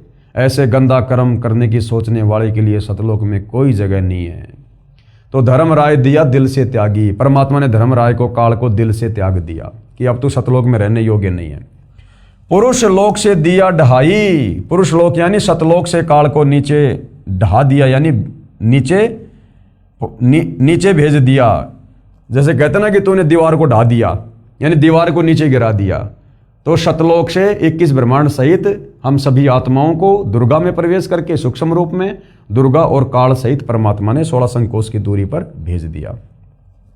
आगम दीप चली आए भाई। और आगे जो दीप था एक सहजदास का, क्योंकि परमात्मा के 16 पुत्र हैं सतलोक में, सब अलग अलग जगह पे रहते हैं, अलग अलग द्वीप में। तो जब ये 21 ब्रह्मांड जा रहे थे तो उधर एक सहजदास का लोक आया। तो काल ने सोचा कि भैया हो सकता है परमात्मा माफ़ कर दें, सहजदास के माध्यम से मैं कुछ प्रार्थना करूं। तो जब काल जा रहा था अपने 21 ब्रह्मांड सहित, तो वहां पर सहजदास का लोक आया। सहजदास जिस दीप रहता, सहजदास जिस लोक में रहता था, कारण कौन कौन कुलपन था। धर्मराय बोले दरबानी, सुनो सहजदास ब्रह्मज्ञानी। हे सहजदास मेरे भाई, हे ब्रह्मज्ञानी, मैं आपसे अर्ज करता हूं, मेरी बात सुनो। 64 युग हम सेवा कीनी। मैंने सतलोक में 64 युग तक मैंने तप किया, जिसके बदले में पुरुष ये पृथ्वी हमको दीनी। 21 ब्रह्मांड मेरे को दिए हैं पिताजी ने। चंचल रूप भया मन मोरा। लेकिन इस दुर्गा को देखकर, इस आदि माया को देखकर मैं आपे से बाहर हो गया, विषय वासनाओं में आ गया। मोहिनी मन मोहिनी ठगिया भोरा। और मेरे को इसने ठग लिया, इसके रूप ने। मैं गलती कर बैठा। सत्य पुरुष के ना मन भाए। उस गंदे कर्म के चलते मैं पिताजी के मन को नहीं भाया, पिताजी नाराज हो गए और पुरुष लोक से हम चली आए और सतलोक से मेरे को निकाल दिया गया है। अगर दीप सुनत बड़बागी, सहजदास मेटो मन पागी। ये सहजदास तुम पिताजी से प्रार्थना करो, अगर मेरे को यहाँ पर रहने की इजाज़त मिल जाए तो। बोले सहजदास दिलदानी। सहजदास क्या बोला? हम तो चाकर सत सहदानी। हम तो कबीर भगवान के नौकर हैं, उनके चाकर हैं भाई। सत्य पुरुष से अर्ज गुजारूं, मैं तो तेरी प्रार्थना कर सकता हूं पिताजी से, सत्य पुरुष से, कबीर भगवान से, जब तुम्हारा विमान उतारूं उसके बाद मैं तेरा विमान उतारूंगा। ये शिक्षा है हम भगत भाई बहनों के लिए। कोई भी भगत हमें भ्रमित करे, कुछ भी करे, अटपट सुनाए, कोई भी आदेश दे हमें गुरु जी की आड़ में, कुछ भी कहे, कोई भी हो, गुरु के निकट रहने वाला या गुरु से दूर रहने वाला, हमने अपने गुरु से पूछ कर ही कार्य करना है। गुरु के आदेश में रहकर ही चलना, वचन में रह के चलना हमने, सत्संग रूपी आदेश में, या जब तक गुरु धरती पर है। और यदि वो आदेश आपको किसी सत्संग में नहीं मिल रहा है तो फिर अपने गुरु जी से पूछो, उनसे आज्ञा लो। उसके बाद तो सहजदास क्या बोला, पहले मैं पिताजी से आज्ञा लूंगा भाई, जब तुम्हारा विमान उतारूं।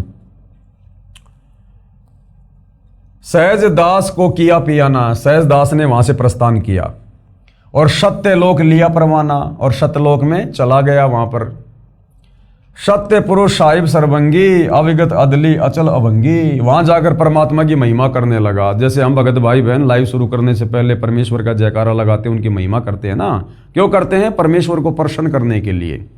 तो सहजदास ने जाकर पहले तो परमात्मा की महिमा की बहुत ज्यादा।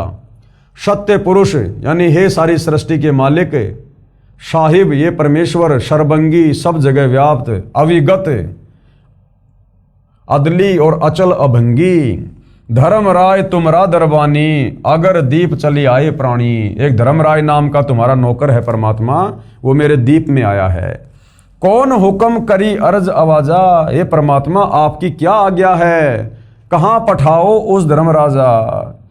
जाते ये नहीं कहा कि मेरे पास में वो धर्मराय आया है, मैं उसको अपने लोक में जगह दे दूं क्या, ये नहीं। हे परमेश्वर आपकी क्या आज्ञा है, आपका एक नौकर आया है, आपकी क्या आज्ञा है। यानी बोलने का भी एक तरीका। ये नहीं कहा कि क्या मैं उसको रख लूं क्या पिताजी, नहीं। इसका मतलब तू तो सोच के आया पूरी। ये परमेश्वर आपकी क्या आज्ञा है, आपका एक नौकर आया है, वहां रहने की इजाजत मांग रहा है, आपकी क्या आज्ञा है दाता, जैसा आप कहोगे वैसा ही मैं करूंगा।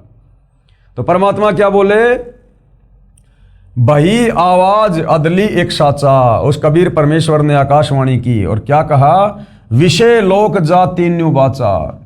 विषय लोक यानी गंदे लोक में, विषय वासनाओं के लोक में, उसको वहीं जाने दे। तीनों वाचा, तीन वचन से कह रहा हूं, मन कर्म वचन से, उसको बिल्कुल भी मत रोकना, उसको जाने दे विषय वासनाओं के जाल में, क्योंकि कुबद उसी के मन में आई थी ना, तो भोगने दे उसे। सहज विमान चले अधिकाई। सहजदास ने इतनी बात सुनकर तुरंत वापस रफ्तार पकड़ ली, ज्यादा वाद विवाद नहीं किया कि परमात्मा दया कर दो, ना ना ना, बस आदेश हो गया तो हो गया, निकल ले।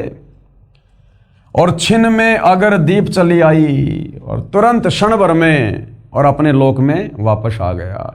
यानी गुरु भाई और बहनों, पहली बात तो हमने गुरु के सामने ऐसी कोई बात बोलनी नहीं चाहिए, बिल्कुल भी अपने मुंह को बंद रखना चाहिए, क्योंकि सारी शंका गुरु जी के ज्ञान में, गुरु जी के सत्संग में समाप्त हो जाती है, केवल भक्ति करना शेष हो जाता है। मन में शंका उठ रही है, उठने दो, सत्संग सुनते रहो, उससे परमात्मा दया कर देंगे, आ जाएगी सामने सारी चीजें। वो अंतर्यामी है, सब जानता है किसको क्या काटा चुभ रहा है, समय आने पर आपको दवा दे देगा। तो गुरु के सामने बिल्कुल भी वचन नहीं बोलना चाहिए, गुरु के सन्मुख वचन ना कहिए। सो शिष्य रहनी गहनी सुख लइए, वही शिष्य वास्तव में सुखी हो सकता है और सतगुरु की भक्ति से लाभ प्राप्त कर सकता है। कोई वाद विवाद नहीं करनी चाहिए अपने गुरु जी से किसी भी प्रकार का। और गुरु जो आज्ञा दे, गुरु जो आज्ञा दे, उस आज्ञा को शिरोधारिये तुरंत। ठीक है गुरु जी, जय हो परमात्मा की, जय हो मालिक जी, दाता जी मालिक। ना नुकर नहीं, को सलाह देने की गलती मत कर देना कि गुरुजी अगर इसमें ऐसा कर लें तो कैसा रहेगा। मर गए उसी समय, मर गया। अरे वो अंतर्यामी सोच समझ के बोल रहा है, तो उससे ज्यादा दिमाग वाला है क्या। तो इस प्रकार से हमने अपने गुरुदेव के साथ में व्यवहार करना है। हम तो अर्ज करी अनुरागी। सहजदास बोला, भाई मैंने तो तेरी अर्जी लगाई थी, मैंने तो बहुत प्रार्थना की, तुम विषय लोक जाओ बड़भागी। सहजदास भी बेचारा दुखी होता कह रहा कि भाई अब तू जा, परमात्मा का आदेश है। धर्मराय चले विमाना और मान सरोवर आए प्राणा। धर्मराय के विमान वहां से चल पड़े और सतलोक की बाउंड्री पर वहां पर एक मान सरोवर है। मान सरोवर रह न पाए, वहां भी परमात्मा ने उसको रुकने नहीं दिया। दरे कबीरा थाना लाए, वहां कबीर परमात्मा ने रूप में खुद ही बैठे थे लेकर डंडा। बोला चल चल आगे आगे। बंकनाल की बिस्मी घाटी, तहां कबीरा रोकी घाटी। इन पांचों मिल जगत बंधाना, इन पांचों ने मिलकर संसार को बांध रखा है। किस ब्रह्मांड में सब प्राणियों को कर्म बंधन में बांध रखा है। पांच कौन? तीन तो ये ब्रह्मा विष्णु महेश और दुर्गा और ये काल। इन पांचों मिल जगत बंधाना, इन पांचों ने मिलकर संसार में परमेश्वर की आत्माओं को कर्म जाल में बांध रखा है। उल्टी साधना में 184 जीव सताना, और 184 में डाल के फिर उनको तरह तरह की यातनाएं दी जाती हैं, क्योंकि शास्त्र अनुकूल साधना है नहीं। और शास्त्र अनुकूल साधना जो चारों वेदों वाली है इस ओम नाम की, और ओम नाम की साधना से इसके ब्रह्मलोक में चले जाओ, वहां रहकर फिर वापस 184 में। तो रहना जन्म और मरण में, ये यहाँ का अटल नियम है, जन्म और मरण। जिसका जन्म उसकी मृत्यु काल के लोक में निश्चित है। फिर संस्कारवश 184 योनियां भोगनी पड़ेंगी और नरक भी भोगना पड़ेगा। ब्रह्मा विष्णु महेश्वर माया, ब्रह्मा विष्णु महेश और इनकी माता माया यानी दुर्गा, और धर्मराय यानी काल, धर्मराय का राज पठाया। इन चारों ने धर्मराज के इस ढमढमे को ये चला रहे हैं चारों। कौन? ब्रह्मा विष्णु महेश, माया यानी दुर्गा, यानी ये चारों माँ बेटे धर्मराज का राज पठाया, धर्मराज का शासन चला रहे हैं यहाँ पर। उसके भोजन की व्यवस्था कर रहे हैं। रजोगुण के प्रभाव से ब्रह्मा जी जीवों की उत्पत्ति करता है, सतोगुण के प्रभाव से विष्णु जी सबको मोह ममता में बांध के रखते हैं, और शंकर जी अंत में किसी न किसी तरीके से उनको टपका के अपने पिता काल ब्रह्म के मुंह में भेज देता है तपस्या पर। ये खोकापुर झूठी बाजी, इस काल के किस ब्रह्मांड को खोकापुर कहा है। खोकापुर यानी थोता, यहां कोई आनंद नहीं, कोई सुख नहीं है। झूठा लोभ दे रखा है यहाँ पर, झूठा सुख दे रखा हमारे को यहाँ पर। इसको थोतापुर, खोकापुर कहा है परमात्मा ने। ये खोकापुर झूठी बाजी, और भिस्त बैकुंठ दगासी साजी। भिस्त यानी स्वर्ग, बैकुंठ भी कहते हैं हमारे साथ में धोखा कर रखा है। ये धोखा नरक और स्वर्ग, भिस्त बैकुंठ दगासी साजी। कृत्रिम जीव बुलाने भाई, निज घर की तो खबर न पाई। अब यहां पर हमारे को क्या बना दिया इन्होंने? ये कृत्रिम जीव यानी बनावटी जीव बना दिए। हमारा मूल स्वरूप है आत्मा, जो आत्मा कभी मरती नहीं, आत्मा अविनाशी है। हमारे को शरीर में बांध दिया, आत्मा को शरीर दे दिया, ऊपर ये आवरण चढ़ा दिया, 5 शरीर चढ़ा दिया हमारे ऊपर काललोक में आने के बाद। स्थूल शरीर जो आप और हमारा ये शरीर है हाड़ मांस वाला, ये है स्थूल शरीर। ये छूटने के बाद में आत्मा पे चढ़ा हुआ है सूक्ष्म शरीर, फिर कारण, फिर महाकारण, फिर कैवल्य। तो आत्मा के ऊपर 5 आवरण, 5 शरीर इस काल ने चढ़ा रखे हैं। इसलिए आत्मा को क्या कहा है? कृत्रिम जीव, बनावटी जीव। कृत्रिम जीव बुलाने भाई, निज घर की तो खबर ना पाई, और हमें सतलोक की तो खबर ही बुला दी। हमारी मेमोरी डिलीट कर दी, हम कहाँ से आए थे, कहाँ रहा करते थे। हमारे को सतलोक का रास्ता ही बुला दिया, खोज खबर ही नहीं है यहाँ। 1.25 लाख उपजे नित हंसा, यानी ये दुर्गा रोजाना 1.25 लाख जीवों की उत्पत्ति करती है, और 1 लाख विन से नित अंसा, और 1 लाख रोजाना ये काल तपस्या पर भून भून के खाता है। 1 लाख जीव तो काल रोजाना तपस्या पर भून भून के खाता है, और 1.25 लाख ये दुर्गा रोजाना उत्पन्न करती है। अब काल यदि 1 लाख खाता है तो दुर्गा फिर ये 25% एक्स्ट्रा यानी 1.25 लाख क्यों रोजाना उत्पन्न करती है मानव शरीर? कारण क्या है कि ये मनुष्य शरीर छूटने के बाद, जैसे 1 लाख मनुष्य शरीर छूट गए और काल की तपस्या पर गए, अब वो जो 1 लाख हैं भाई और बहनों, उन्होंने मनुष्य जन्म में जैसे भी भक्ति की, साधना की, अच्छे बुरे कर्म किए, उस आधार से जरूरी नहीं कि वापस उनको मनुष्य जन्म में मिलेगा। किसी को तो मनुष्य जन्म मिल गया, और बाकी अपने उन कर्मों के अनुसार पाप और पुण्य के आधार से कोई नरक में गया, कोई स्वर्ग में गया, कोई 184 में गया। तो जो आत्माएं 184 में चली गई, उनकी पूर्ति करने के लिए दुर्गा ने 25% एक्स्ट्रा मनुष्य जन्म देने पड़ते हैं, ताकि काल की खुराक बराबर बनी रहे, इंसानों की कोई वो कमी ना रहे। जिस कारण काल 1 लाख खाता है और दुर्गा 25% एक्स्ट्रा जो है ये पैदा करती है। सवा लाख उपजे नित हंसा और 1 लाख विनसे नित अंसा। और ये उपती खपती और परले फेरी हर्ष शोग जोरा जमजेरी। जन्म लेना फिर मर जाना और ये परले में आ जाना।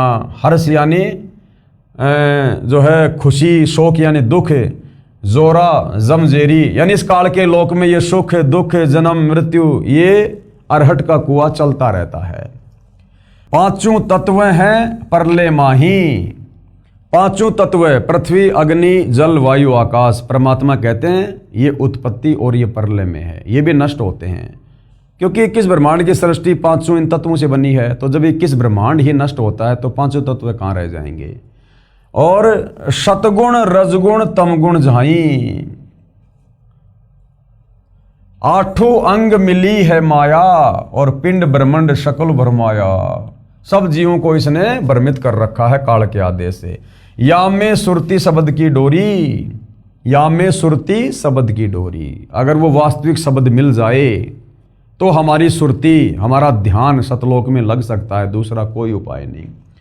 और पिंड ब्रह्मांड लगी है खोरी, श्वासा पारस मन गए राखो। श्वासा पारस यानी श्वासों का जो मंत्र है जो कबीर परमात्मा तत्वदर्शी संत रूप में आके देते हैं वो पारस पूंजी के समान है। जैसे पारस एक पत्थर होता है, यदि उसको लोहे से टच कर दिया जाए तो लोहा भी सोना बन जाता है, चाहे कितना टन हो, चाहे पूरा का पूरा पहाड़ हो। तो इसी प्रकार कबीर परमेश्वर का जो शतनाम है, जो मंत्र है, वो पारस की तरह काम करता है। जिस आत्मा को मिल जाता है और जो मर्यादा में रहकर उसका यूज करता है, यानी गुरु मर्यादा में रहकर सुमरण करता है, तो वो इस प्रकार से भक्ति धन जमा करने लग जाता है मुक्ति के लिए। तो श्वासा पारस मन गए राखो यानी वो श्वास वाला मंत्र वो पारस की तरह है। और खोली कपाट अमीरस चाखो, वो सारे वज्र कपाट खोल देगा, सारे दिमाग के बंद दरवाजे खोल देगा।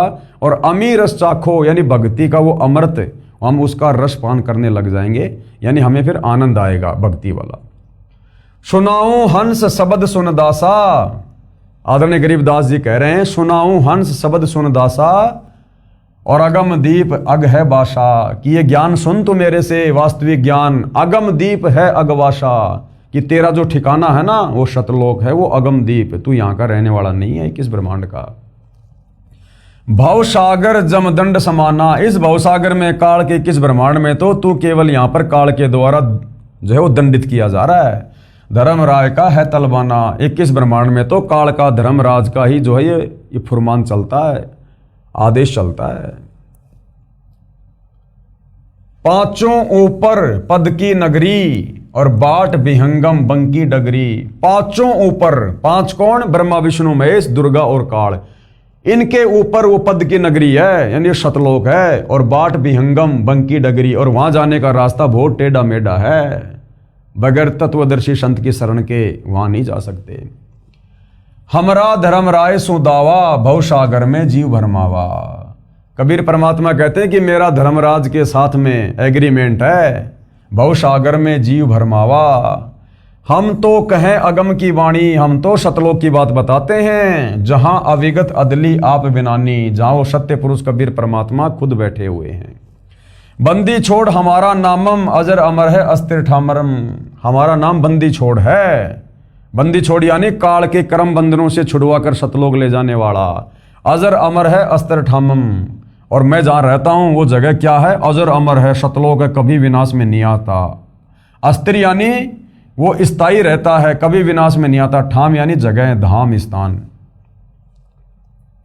जुगन जुगन हम कहते आए, यानी ये तत्व ज्ञान जीव आत्माओं को हम युगों युगों से समझा रहे हैं सतलोक जाने वाला। जम जोरा से हंस छुटाए, जम यानी काल, जोरा मानिए मृत्यु, हमने इससे बहुत सारे भक्तों को छुटाया है।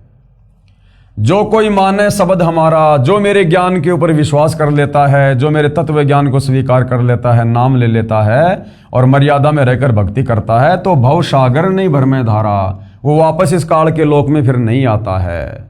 जिस प्रकार गीता ज्ञानदाता काल ब्रह्म गीता अध्याय 18 श्लोक 62 में कह रहा कि अर्जुन तू सर्व भाव से उस परमेश्वर की शरण में जा, वहां जाने के बाद फिर प्राणी लौटकर वापस संसार में नहीं आता। या में सुरती शब्द का लेखा। अब इसमें सबसे महत्व क्या है, मर्यादा में रहकर सुरती लगाकर, जैसे प्रथम जो मंत्र हमें देते हैं गुरुदेव, तो गुरुदेव कहते हैं कि मंत्र अपना असल में काम उस समय करेगा जब तुम सुरती नृत्य और मन के साथ जाप करोगे। फिर हमें सतनाम मिलता है श्वास का, वो अपना वास्तविक नाम उस समय काम करेगा जब सुरती नृत्य मन और पवन से हम उसका सुमरण करेंगे। फिर हमें सार नाम सार शब्द मिलता है, वो अपना काम उस समय करेगा जब हम चिंतन मनन करेंगे, अपने गुरु को ही परमेश्वर मानकर भक्ति में लीन रहेंगे संसार से हटकर।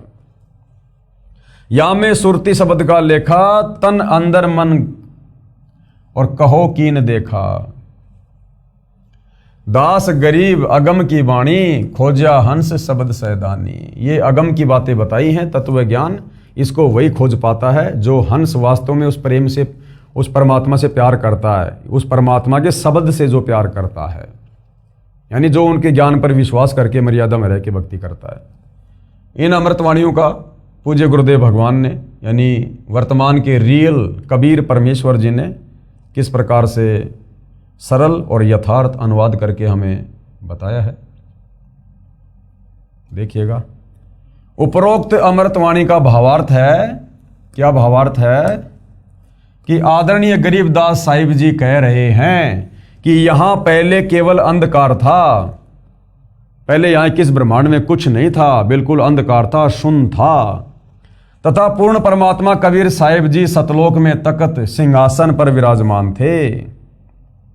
ऊपर के 4 लोकों की रचना करके सतलोक में कबीर परमात्मा खुद ही सत्य पुरुष के सिंहासन पर विराजमान थे।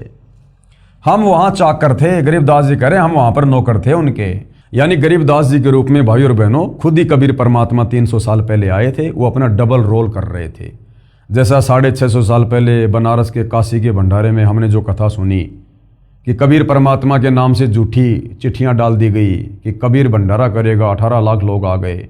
कबीर भगवान झोपड़ी में बैठे हैं और अपना दूसरा रूप बनाया केशव बंजारे का, और सारी व्यवस्था भंडारे की। इसी प्रकार गरीबदास जी और कबीर भगवान दोनों एक ही शक्ति हैं, वो उनका डबल रोल थे। पहले वो उदाहरण पेश कर गए क्योंकि उन्होंने सूक्ष्म वेद 5वां वेद लिखवाना था, उसकी रचना करवानी थी, तो दोनों एक ही थे, बस डबल रोल था। क्योंकि सूक्ष्म वेद की वाणी, तत्व ज्ञान की वाणी उस कबीर परमेश्वर के अलावा 21 ब्रह्मांड में कोई नहीं बोल सकता। तो गरीबदास जी अपने आप को छुपाते हुए कह रहे हैं कि मैं उस समय उस कबीर परमात्मा के दरबार में था, हम वहां पर नौकर थे। परमात्मा ने ज्योति निरंजन को उत्पन्न किया, यानी काल को उत्पन्न किया अंडे से, फिर उसके तप के प्रतिफल में 21 ब्रह्मांड उसको प्रदान कर दिए। फिर माया यानी ये प्रकृति यानी देवी दुर्गा की उत्पत्ति की। युवा दुर्गा के रूप पर मोहित होकर ज्योति निरंजन काल ब्रह्म ने दुर्गा यानी प्रकृति से बलात्कार करने की चेष्टा की। ब्रह्म यानी काल को उसकी सजा मिली, उसे सतलोक से निकाल दिया तथा श्राप लगा कि 1 लाख मानव शरीरधारी प्राणियों का प्रतिदिन आहार करेगा और 1.25 लाख उत्पन्न करेगा। काल ब्रह्म ने देवी दुर्गा से विवाह किया 21 ब्रह्मांड में आके, और 3 पुत्र उत्पन्न किए, रजगुण युक्त ब्रह्मा, सतगुण युक्त विष्णु तथा तमगुण युक्त शिव को सुनियोजित षड्यंत्र के तहत उत्पन्न किया। संतान उत्पत्ति भी क्योंकि सुनियोजित षड्यंत्र के तहत, और वो ही वर्ती भाई और बहनों यहां पर सब प्राणियों की है। आप और हम जो संतान उत्पत्ति करते हैं कहीं न कहीं उसका एक मकसद होता है कि बुढ़ापे में रोजी रोटी का सहारा बनेगा। तो काल ने भी 3 पुत्रों की उत्पत्ति अपनी रोजी रोटी के लिए की थी। ब्रह्मा जी को रजोगुण से युक्त कर दिया, विष्णु जी को शतोगुण से, शंकर जी को तमोगुण से, अपने भोजन के लिए। काल ब्रह्म ने अपने आहार के लिए अपने 3 पुत्रों से उत्पत्ति, स्थिति तथा संहार कार्य करवाता है। इस षड्यंत्र की पोल परम अक्षर ब्रह्म यानी सत्य पुरुष जी ने पृथ्वी पर आकर खोली। कबीर भगवान ने चारों युगों में आके, सतयुग, त्रेता, द्वापर और कलयुग में आकर इस षड्यंत्र की पोल खोली, और आज सतगुरु रामपाल जी के नाम से आकर इस षड्यंत्र की महापोल खोल रहे हैं। सब जीव अज्ञानता के कारण इन्हीं ब्रह्मा, विष्णु, शिव तथा देवी व अन्य देवताओं को पूर्ण परमात्मा मानकर भक्ति करते हैं, क्योंकि किसी को सत्य पुरुष की जानकारी है ही नहीं। काल के जाल से निकल नहीं पाते हैं, जन्म मरण के चक्कर में कष्ट उठा रहे हैं। कोई जीव काल ब्रह्म के 21 ब्रह्मांडों में सुखी नहीं है। ब्रह्मा, विष्णु तथा महेश भी यहाँ कष्ट पर कष्ट उठाते हैं। सुनते हैं भाई और बहनों हम इन कथाओं में, इन पुराणों में कभी तो ये राक्षस देवताओं पे चढ़ाई कर देते हैं, फिर इन देवताओं का और राक्षसों के साथ में युद्ध होता है। कभी भस्मासुर के साथ में देवी लड़ रही है, कभी ब्रह्मा, कभी विष्णु, कभी महेश हैं। वो भस्मासुर था, उसने शंकर जी से भस्म कंडा ले लिया, फिर उसी को मारने के लिए दौड़ पड़ा। शंकर जी आगे आगे दौड़ रहे हैं जान बचाने के लिए, पीछे पीछे वो भगत भाग रहा है। तो ये भी यहाँ पर सुखी नहीं है भाई और बहनों, ये भी महादुखी हैं। फिर ये नीचे जो अवतार धारण करके आते हैं, जैसे नारद ने विष्णु जी को श्राप दे दिया, जिनको हम भगवान कहते हैं। अरे भगवान पे कोई श्राप लगता है क्या? लेकिन ये भगवान नहीं थे। तो नारद जी ने, जो ब्रह्मा जी का बेटा है, उसने अपने चाचा विष्णु जी को श्राप दे दिया, और उस श्राप को भोगने के लिए विष्णु जी धरती पर रामचंद्र रूप में आए। पूरी जिंदगी यहाँ पर दुखी रहे। 14 साल का वनवास, औरत को रावण उठा ले गया, सेना इकट्ठी करके रावण को मार के अपनी स्त्री वापस लाया। वापस लाने के बाद में सीता जी को जंगल में निकाल दिया। खुद कहाँ बैठा है, बाल बच्चे कहाँ है, वो आदमी कभी सुखी हो सकता है? अंत में दुखी होकर सरयू नदी में आत्महत्या करनी पड़ी, जिसको लोग जल समाधि कहते हैं। ऐसे श्री कृष्ण जी आए हैं, जन्म लेते ही मामा उसका दुश्मन हो गया। थोड़ा सा बड़ा हुआ तो कभी पूतना मारने आ रही है, कभी काल्यावन, कभी जरासिंध, कभी शिशुपाल, कभी चानोर, कभी केसी। बेचारा दुखी रहा। फिर महाभारत का युद्ध हो गया, 56 करोड़ यादव मर गए, श्री कृष्ण जी का खानदान नष्ट हो गया। अंत में उसके पैर में बालिया नाम के शिकारी ने, जो त्रेता युग में जो बाली वाली आत्मा थी, राम ने उसको धोखे से मारा था। द्वापर में उसका बदला देना पड़ा। उस बाली वाली आत्मा ने द्वापर में बालिया बनकर श्री कृष्ण जी के पैर में जहरीला तीर मारा, तड़प तड़प के मरा। तो ये देवता गण भी, ये ब्रह्मा विष्णु महेश भी काल के लोक में सुखी नहीं हैं। ब्रह्मा विष्णु महेश भी यहाँ कष्ट पर कष्ट उठाते हैं। इसी पुस्तक के पेज नंबर 43 पर लगी श्री देवी पुराण के प्रथम स्कंद के अध्याय 4 की फोटोकॉपी में श्री विष्णु जी ने ब्रह्मा जी से कहा कि मैं सदा तप करने में लगा रहता हूँ। तप से सिद्धि शक्ति प्राप्त करके, यानी बैटरी चार्ज करके, फिर राक्षसों से युद्ध करता रहता हूँ। जनता को दुख देने वाले दानवों को मारता हूँ, यानी उनके विकराल शरीरों को शांत करता हूँ। कभी सौभाग्य से समय मिला तो लक्ष्मी के साथ सुखपूर्वक समय व्यतीत करता हूँ, नहीं तो तप करके इन देवताओं के साथ युद्ध ही करता रहता हूँ। इस प्रकरण से सिद्ध हो जाता है कि यहाँ सर्व प्राणी जन्म मृत्यु का कष्ट उठा रहे हैं। यदि कोई पूर्ण परमात्मा का वास्तविक शब्द, सच्चा नाम, जाप मंत्र हमारे से प्राप्त करेगा, कौन कहते हैं? गरीबदास जी, यानी तत्वदर्शी संत से, उसको काल की बंद से, यानी बंधनों से छुड़वा देंगे। हमारा बंदी छोड़ नाम है। आदरणीय गरीबदास जी अपने गुरु व प्रभु कबीर जी के आधार पर ये कह रहे हैं कि सच्चे मंत्र अर्थात सतनाम व सार शब्द की प्राप्ति कर लो, पूर्ण मोक्ष हो जाएगा। नहीं तो नकली नाम देने वाले, शास्त्र विरुद्ध ज्ञान बताने वाले संतों व महंतों की मीठी मीठी बातों में फंसकर शास्त्र विधि रहित साधना करके काल जाल में रह जाओगे, फिर कष्ट पर कष्ट उठाओगे। इस विषय में गरीबदास जी क्या कहते हैं? गरीबदास जी महाराज की वाणी, माया आदि निरंजन भाई और अपने जाए आपे खाई। माया आदि निरंजन भाई, ये माया यानी दुर्गा और ये निरंजन यानी काल, ये दोनों अपने जाए आपे खाई। अपने द्वारा पैदा किए गए इन पुत्रों को ये खुद ही खाते हैं, खुद ही। एक सत्संग में गुरुदेव ने बताया, ये काल तो खाता है तपस्या पर, ये दुर्गा भी खाती है।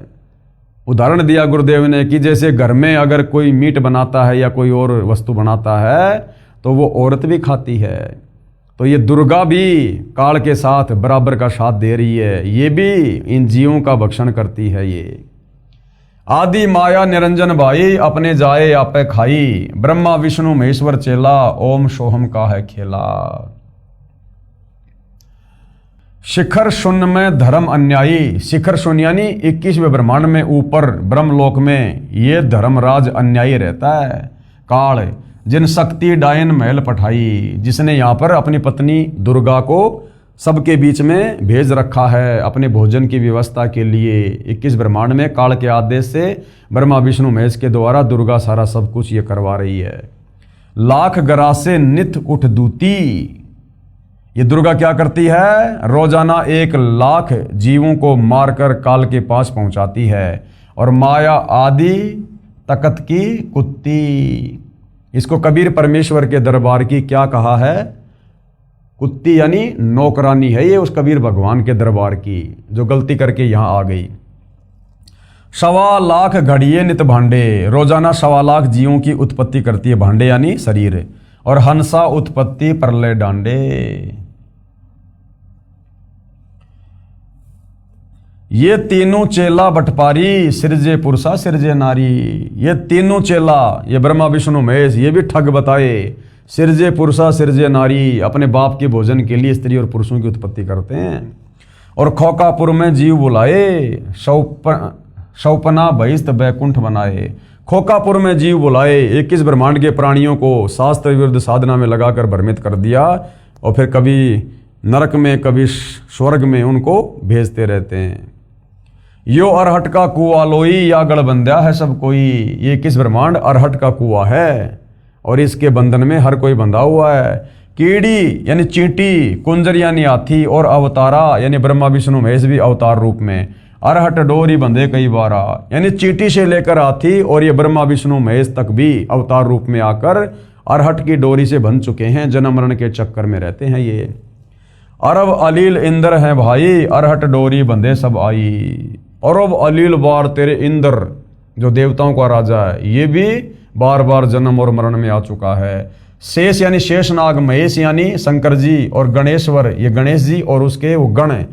ताही अरहट डोरी बंधे सब आही, यानी 21 ब्रह्मांड में कोई नहीं बचा है। जितने भी गण हैं, जितने भी देवता हैं, ब्रह्मा विष्णु महेश हैं, देवताओं का राजा इंद्र है, 33 करोड़ देव हैं, 9 नाथ 84 सिद्ध हैं, जितने भी हैं सब यहाँ पर जन्म और मरण में है, अरहट की डोरी से बंधे हुए हैं।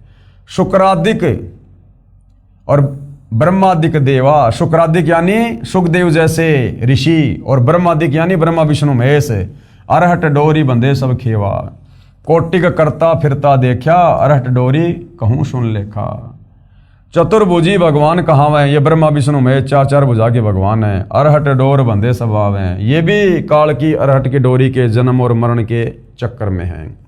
यो है खोकापुर का कुआ, ये 21 ब्रह्मांड क्या है, ये कुआ है, कुआ खोकापुर। और या में पड़ा सो निश्चय मुआ, और इसमें जो कोई सतलोक से गलती करके नीचे गिरेगा वो अवश्य जन्म और मरण में आएगा। या फिर ये पृथ्वी जो लोक है ये 21 ब्रह्मांड में कुआ है, यहाँ जो आएगा वो जन्म और मरण में रहेगा। तो भाई और बहनों, अब आगे इन सभी वाणियों का पूज्य गुरुदेव भगवान ने सरलार्थ किया है। चूँकि वीडियो ज़्यादा लंबा हो जाएगा, विषय बहुत ही गहरा और गहन है, धीरे धीरे हम इसको समझेंगे, तभी हमारे को ये सदियों से वर्षों से उलझा हुआ आध्यात्मिक ज्ञान धीरे धीरे समझ में आएगा। तो जनता की अदालत में जो मामला चला हुआ है, श्री कृष्ण जी के वकील हिंदू धर्मगुरु और कबीर जी के वकील सतगुरु रामपाल जी, मुद्दा है कबीर बड़ा या कृष्ण।